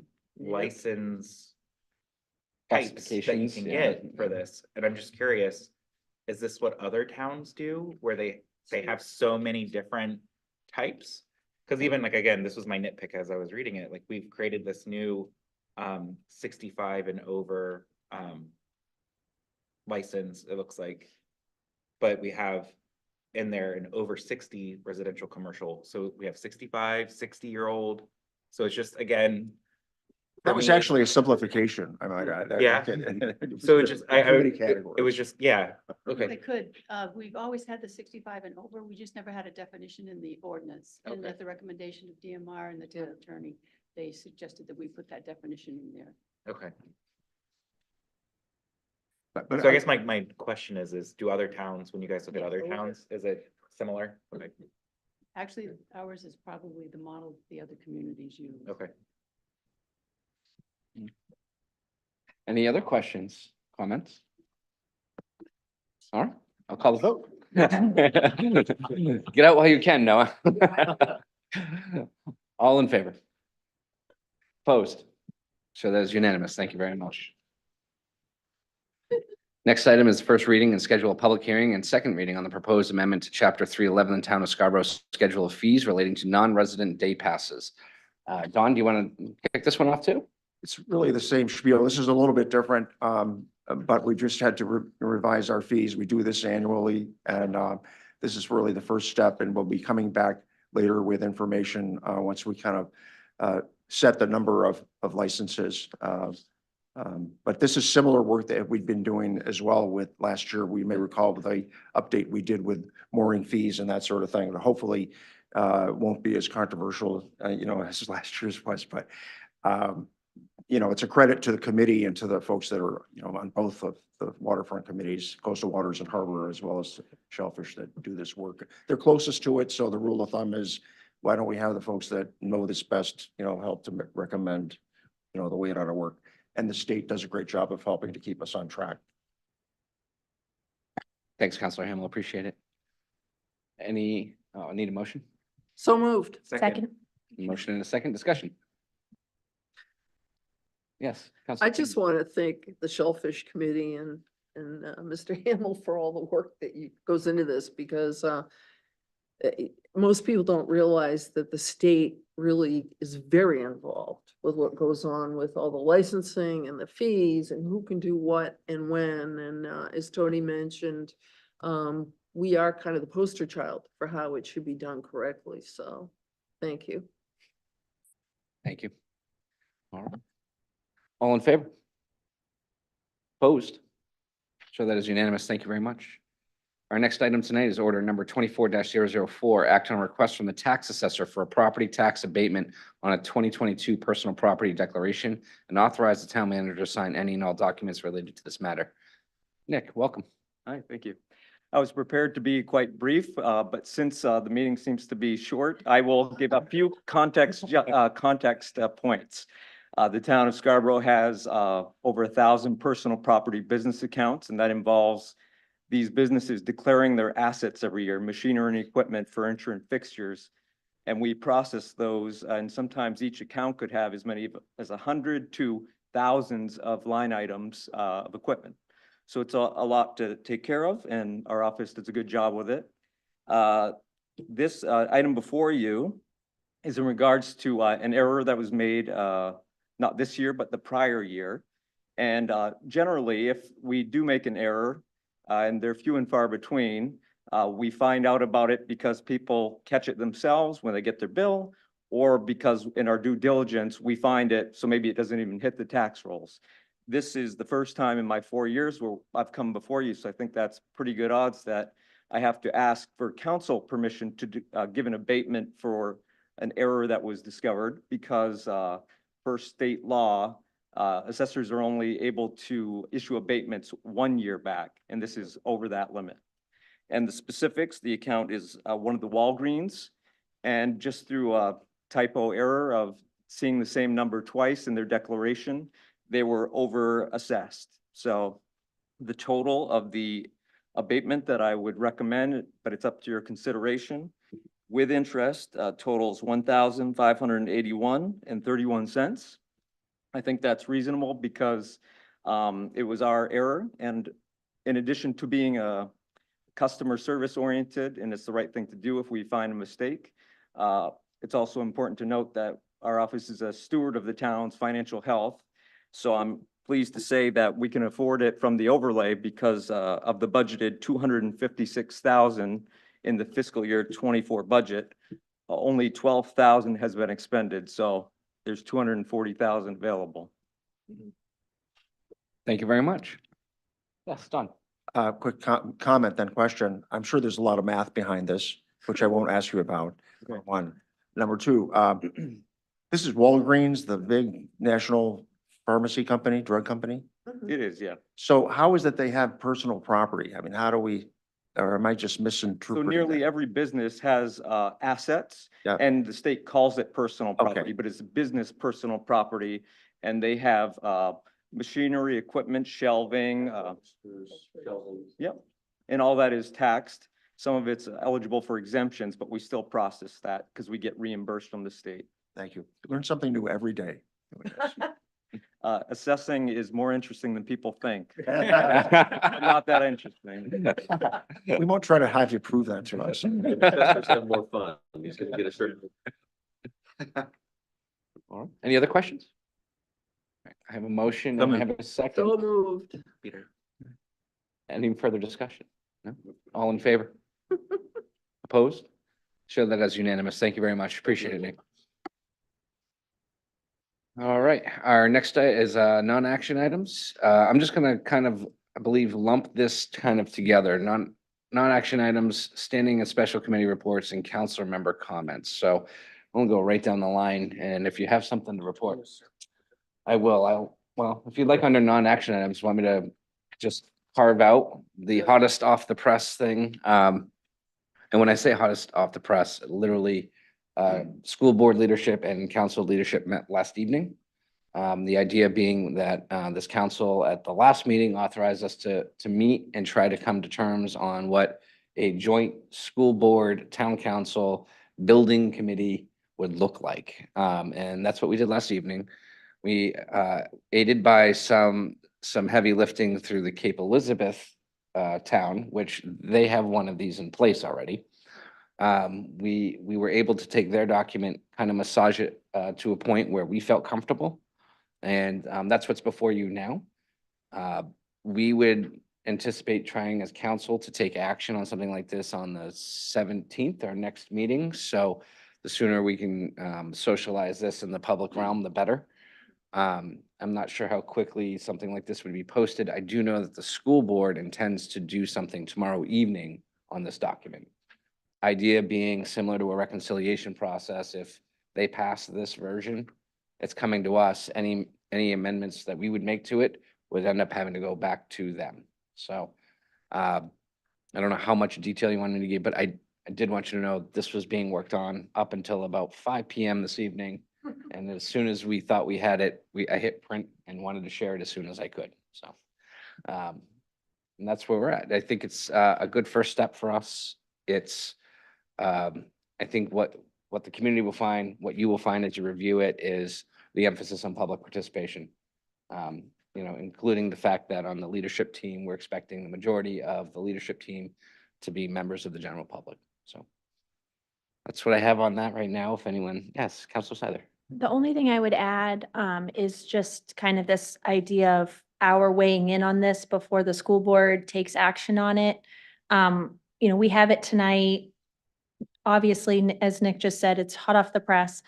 But if you did have time tomorrow, this evening, tomorrow, to, you know, gather your thoughts about it and give Shannon some feedback, that way she's not going into her meeting tomorrow with the idea that maybe the council has a certain level of comfort with this. But I think that she would appreciate any and all feedback, and it doesn't necessarily have to be by tomorrow night. I'm not trying to give anybody a deadline, but you know, if you do have time to do that, I think that would be appreciated. And better yet, if you wanted to make public comment at the school board meeting, I'm sure that would be appreciated too. Councilor Hamel. Yep. So, I mean, this is a great effort, and I know people have toiled on this mightily over the holidays to kind of get it to this point. Yet at the same time, I want to make sure that we're being deliberate and follow thorough review and process to consider it, especially in view of, you know, the recent experience we had. So, and so I have not had a chance to read it, and I look forward to having a thorough review. But more importantly, I think we need to have thorough discussion about it, and including issues having to do with timing. You know, if we're just going to be pushing the button and saying, let's just roll this thing again and get it in a, you know, shaped for a ballot in November, I think that's a longer conversation. No, I think the other approach that you might appreciate is really that we decided that this will be phase 1 of a phase 2, possibly 2. I don't know if there'll be a phase 3, but we acknowledge the fact that this needs to happen in stages. So I think phase 1 is really just to kick it off. We need to get some survey data. I think the community needs to understand it. The community needs to absorb it and then try to chart a path forward. No timelines as far as ballot deadlines or like that have been established whatsoever. We do put some timelines in when we would want some reporting back to us. I think we'd hate to leave it completely open-ended, but again, things change. Having done the charter review committee, I think we had I was on the outside looking in back in the day, and I think you gave us a June deadline, and I think we missed it by a few months. And you know, all the best intentions, but as you know, as you work through the process, sometimes deadlines get missed for good reason. Yes, Councilor Kennery. Yeah, I've just perused this quickly. My only concern with this is that timeline that they've got on it? Because you're saying you want your applications by February 1st. But then you're saying you're gonna get a final recommendation on the path forward by April 22nd. That's my only thing. I think that's a bit, Yeah, unless you're gonna meet 3 times a week. it's certainly aggressive. But I would say that. that's my only thing. Yeah, I would say that was part of our discussions. Yeah. We'll talk a lot more about it at the next meeting, but I would just for our thought process was really what this first phase is really a review of the assumptions that have been made to date. So Mhm. we have the documents that have already been established and provided. I think it is worthwhile effort for the community involvement to reopen some of those baseline assumptions or documents and make sure that when we start off on this path, we're all in agreement. These are literally the set of facts. These are where we're starting from. And I think that was the reason I think we were a little aggressive with the timeline, which is most of that work's been done, but we want the public to be able to open it, review it, make adjustments as needed, but then come out stronger and saying, okay, we agree on the set of facts. Now let's find a path forward. And the Right. reason just looking at it again from a school point of view, you've got 2 school vacations in there too. So you've It's a got good point. 2 whole weeks where people are gonna be Yeah. elsewhere. The doing busy second deadline in April, I think, is before the vacation. April No, is it the 22nd? 22nd? Is that, because I was trying to keep that in mind. Usually the too, 3rd January. week of the That you month, may be, yeah, you may be. right. usually. I believe the April 22nd. Since ancient times, It's that's the what last day it's of school, been. I think they go on Yeah. vacation on the 23rd. So Friday anyway, off, yeah. just, Thank and you. I could, if you guys can do it, great, but that's the No, only the thing I'm feedback looking at going, It's wonderful, yeah. ow. Counselor Anderson. I think I would just echo that. Like, I think it's important that while I know there's a sense of urgency to kind of move this forward, we also need to do our due diligence and give people the time to Absolutely. really dig in and digest. And there's a lot of information. So even though it does exist, there's a lot to sift through. And I would hate to rush Right. people looking through it to come to those conclusions. Sure. Because I think we'll be able to work faster on the back end if we give people a little bit more time on the front end to get to consensus to the point of reaching that final recommendation. So I just don't want, I think that's the most important thing we need to do for this whole entire project to be successful. So I just don't want to rush it. So if we can give people more time, or even, I'm all fine for setting dates, but I look at this date and I just don't think it's a feasible date to It's reasonable. put on this new committee's shoulders, given the other parts of the timeline that need to happen. I think it'd be worthwhile for April and I to reach out to the school board. Well, I think what you're gonna find is there are 2 sides to the same coin, correct? Like there are gonna be people who are highly motivated to make sure that the committee has the information that they need and who feel that that is a reasonable timeline, given the urgency of the need. And so we were trying to do a balancing act where, what is the right amount of time? I don't know. And John, you and I know better than anybody how much information is there to dig through. So I'm certainly open to giving this to the committee and then asking them if they think it's a reasonable timeline, and then they're welcome to come back and ask for an extension or amend this document at that point. And so we were trying not to get too far into the weeds of like drilling down on the specifics, because it can be amended if we needed it to be. I support with what Counselor Anderson just said. If anything, if we're just going to take the same data set and just kind of, do a rework that. I have issues with, keeping the same consultant. I mean, I have some basic questions like that. We had other issues. People brought forward land, for example, that was never considered. And I'm I would say, Don, that's all phase 2 stuff. So- That's just not even, So- that's not even approached in this document. again, I'm, just trying Right. to level set here, Right. something I'm just seeing and hearing for the first time. Thank you. Yeah. Oh, yeah, and I think that's why we actually, I think, came to the conclusion that there really need to be 2-part, because some of those bigger decisions really are gonna require, A, a lot more time, but B, when you set, a committee charge, you wanna know what it is, and I don't think any of us could actually create a committee charge for a path forward at this stage in its entirety, because we don't know whether it's a renovation model, a consolidated model, a hybrid approach. We don't even have answers to that effect. So the idea behind this committee charge was, let's review the information we have and see if we can agree on the set of facts. But one And- thing that's totally different is that it is a two-party effort, okay? You know, you're working side by side. We really didn't follow it last time, so that for me means a ton. Yeah, that and the open, this is completely open to the public. Any person in the public that wants to join this building committee is welcome. And hopefully with the increased activity gives you also increased energy and also the increased capacity to maybe get through some of this work at a greater pace, although I've seen it work the opposite way too. So fingers crossed, we'll see. Yes, Councilor Cushing. Yeah, I think this is spot on. Going back. The assumptions and thank you, and revalidating them.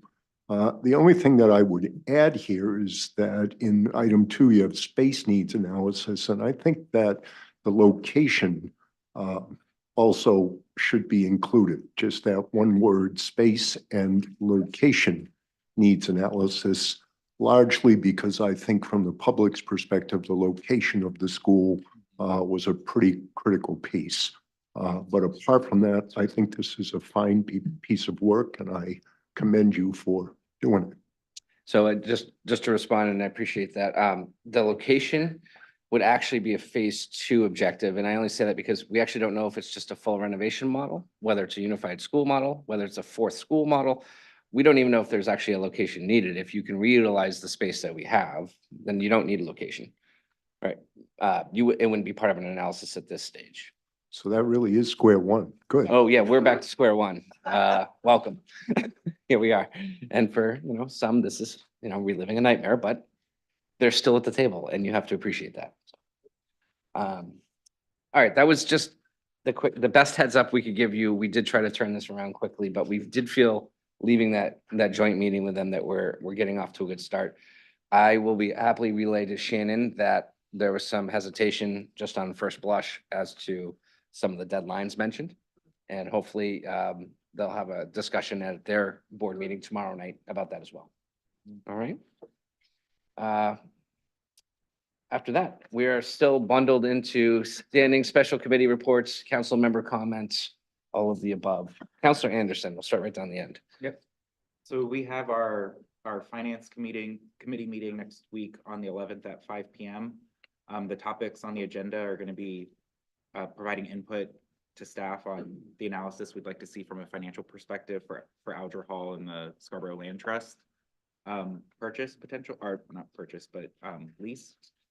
We're going to talk, as Tom mentioned, about budget timeline / improvements we'd like to see, as Tom mentioned, maybe trying to consolidate some meetings to do different things, do things a little bit differently.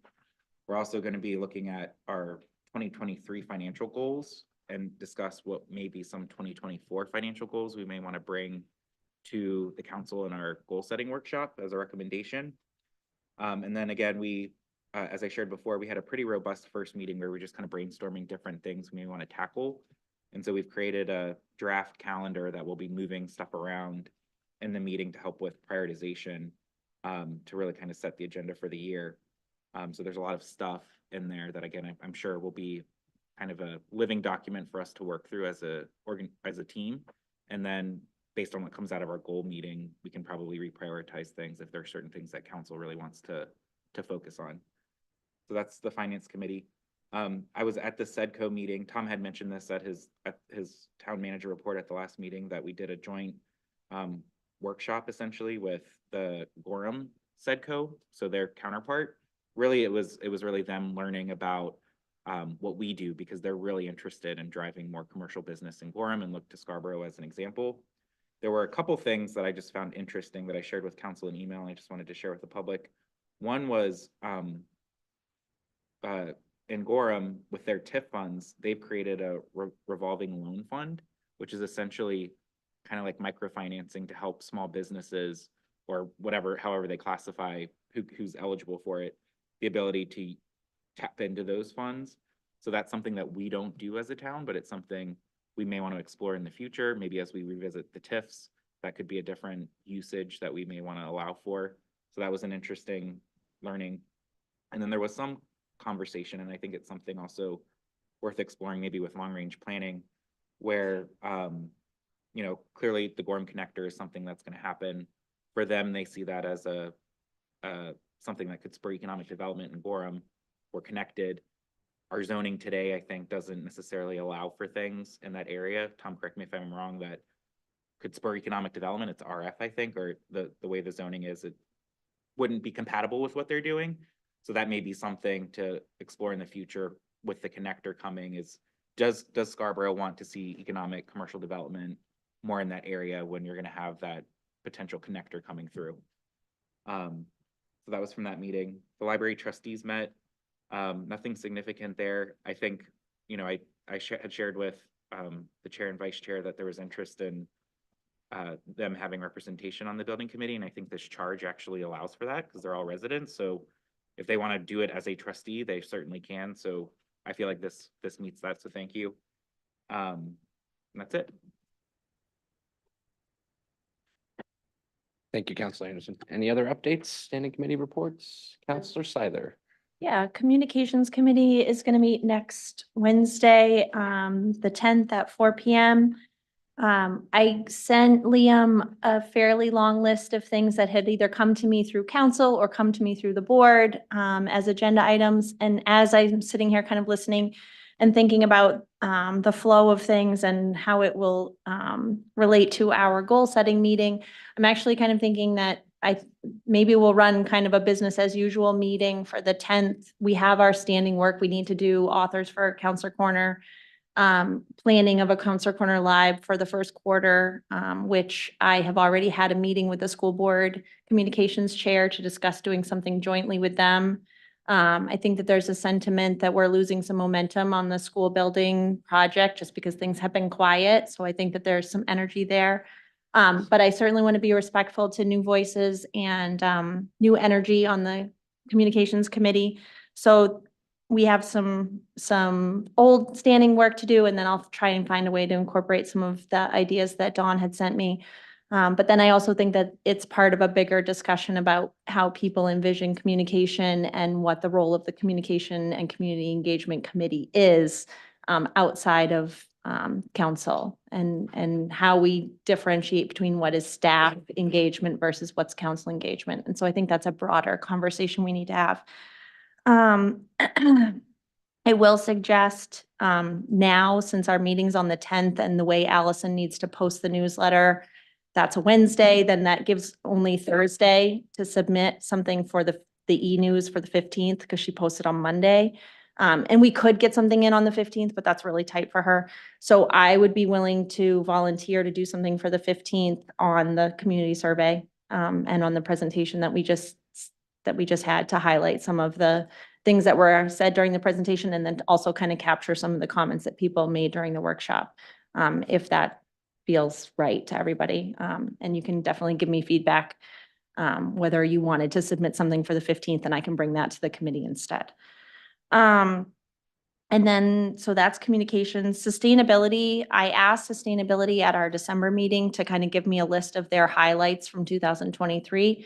They made a lot of contributions towards our council goals that I want to make sure we acknowledge and kind of as we reflect on our goals from 2023, make sure that we move forward with them because there's a lot of energy in that committee. They are working on a resolution with someone from the Citizens Climate Lobby, who I think is kind of going on like a committee whirlwind education tour for any committee that will hear his resolution. And so I think expect to see something coming from them in terms of that resolution. And then lastly, for sustainability, they are going to be going to finance to request the creation of a sustainability reserve fund.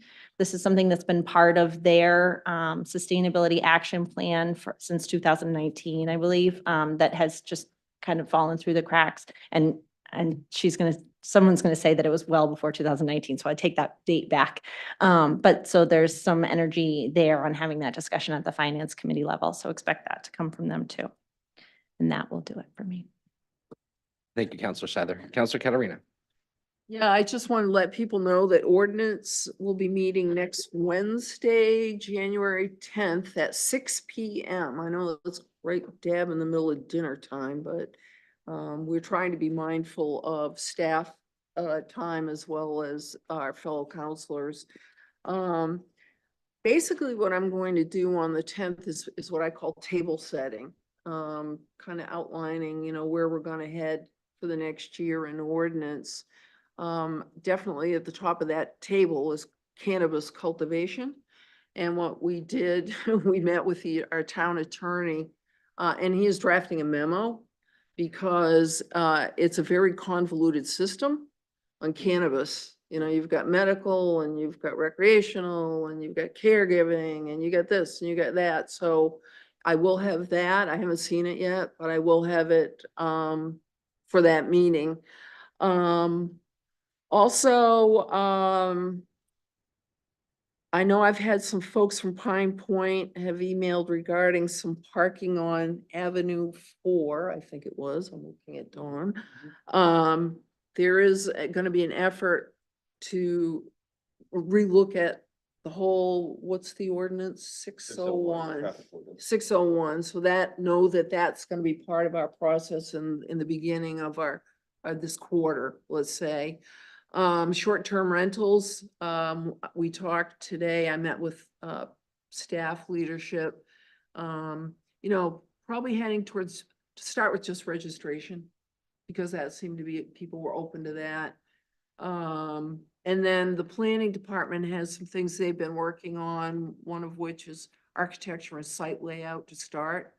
So just so folks will have an idea of what we're looking at. The way I do meetings, just so you know, you may not remember, is we spend the first 15 minutes if you want to come and do general public comment on anything on the agenda. And then that's it for public comment. We just get to work because the ordinance committee is a place for us to get work done, so that we can be presenting things to council. I do appreciate emails from people as to, you know, with details and whatever, or questions. So feel free to, you know, send me emails. My fellow members on the council, on the council, on ordinance committee are Dawn Hamel and April Seither. So if you wanted to include them also, that would be great. The legislature started today. Woo-hoo. So that means the Maine Municipal Legislative Policy Committee, I haven't heard yet, but I assume we'll be starting pretty quickly because the legislature has some carryover bills. It's a lot to do with housing and affordable housing and funding and this and that. So stay tuned. Thank you, Councilor Yep. Katarina. Thanks. Councilor Shoup. Sure. So Appointments and Negotiations Committee is meeting next Wednesday at 5, and every year we have the renewal of all the boards and committee positions that are open. I will say that we actually have more openings than is currently advertised on the town website. Yeah. I always encourage people, just check off anything that you think you Right. could bring value to, that you're interested in. Because again, what's on the website right now is not accurate. We actually have openings in a lot of other committees and things like that. So I encourage people. I think a good New Year's resolution is to give back to your town and your community. And one way to do that is to volunteer. The Conservation Commission has changed their meeting, so they're going to be meeting the fourth Wednesday of every month now to try to coincide with the planning board meetings. And so you're going to see one of my goals already is I want to continue that goal of trying to integrate them into that process.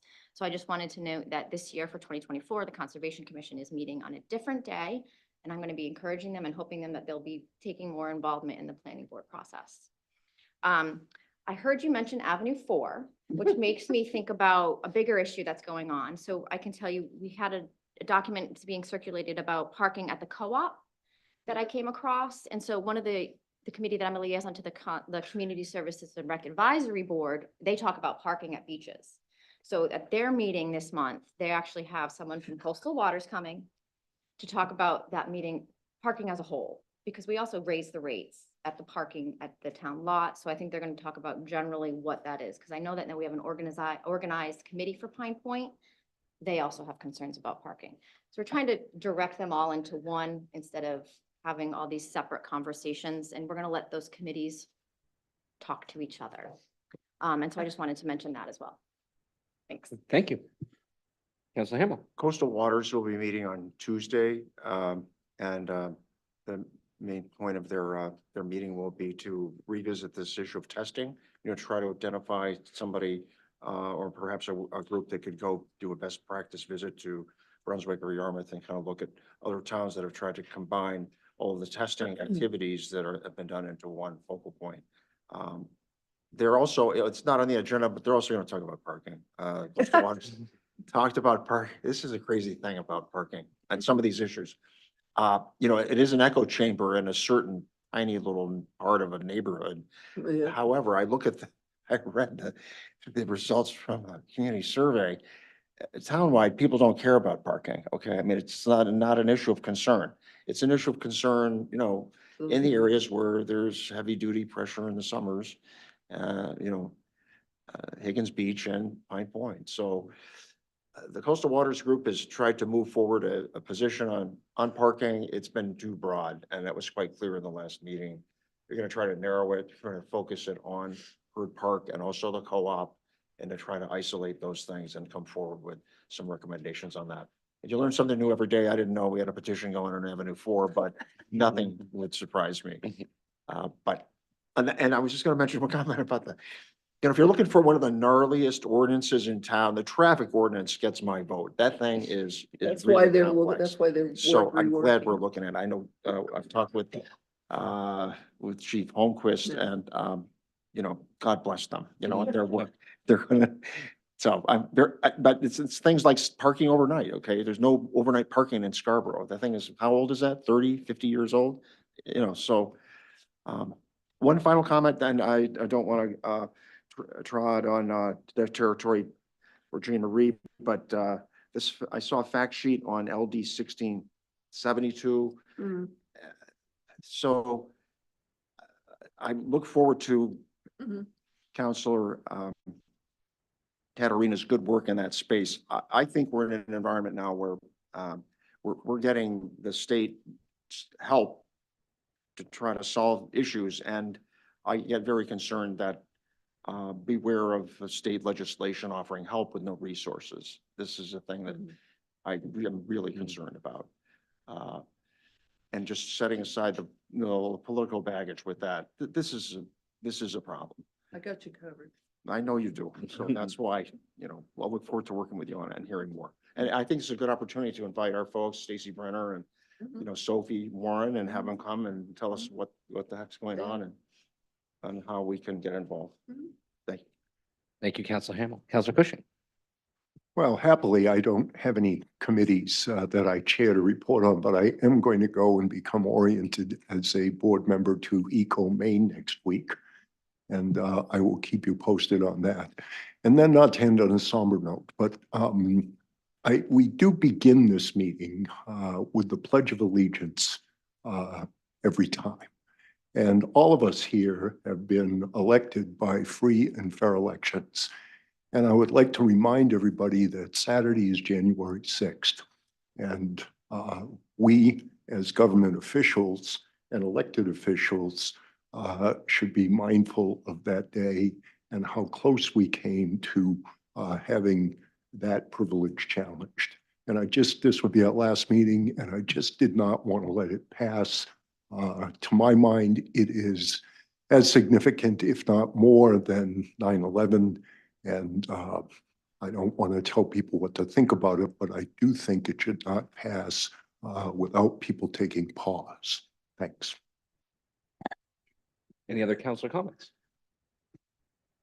I have one, just for the record and make sure that the public's fully aware. Council goal setting, 9 a.m. to 12 p.m., January 27th. That is a Saturday morning here in council chambers. I will check to see if any type of refreshments will be provided. I think there was a nod. Breakfast is no brunch. Those typically, just for anyone at home watching, those are not usually put on YouTube and Zoom. It is what we would call a bit of a sausage making process. The back is open. You're welcome to come sit here for a few hours and watch us if you like, but do not expect like pretty speeches and no, it's more of the nitty gritty. How do we get things done this year? So it's actually a great kind of workshop for us to kind of express our own thoughts that our constituents have shared with us. We're going to have the survey data to use as also a guidepost. So it should be fun. We also have a lot of leftover tasks from our previous administration, who had an enormous list of to-dos, all good. Some more coming. And some more coming, he says. We'll might to look to wrap some of those up first. So anyways, I just wanted to let everyone know that's January 27th, 9 to 12 here in Chambers. May I make a process suggestion? I nominate John Anderson to drive the tabulating like he did last year. It's Oh, unbelievable. I do. It was a Just, lot. will I someone just- be minding the He's limit brain valve on on that? I just want to add the snacks were amazing last year, so Which I we expected provided. amazing snacks. All right, with that, is there a motion to adjourn? so moved. Second. All in favor? I show that is unanimous. Thank you all very much. Have a good evening.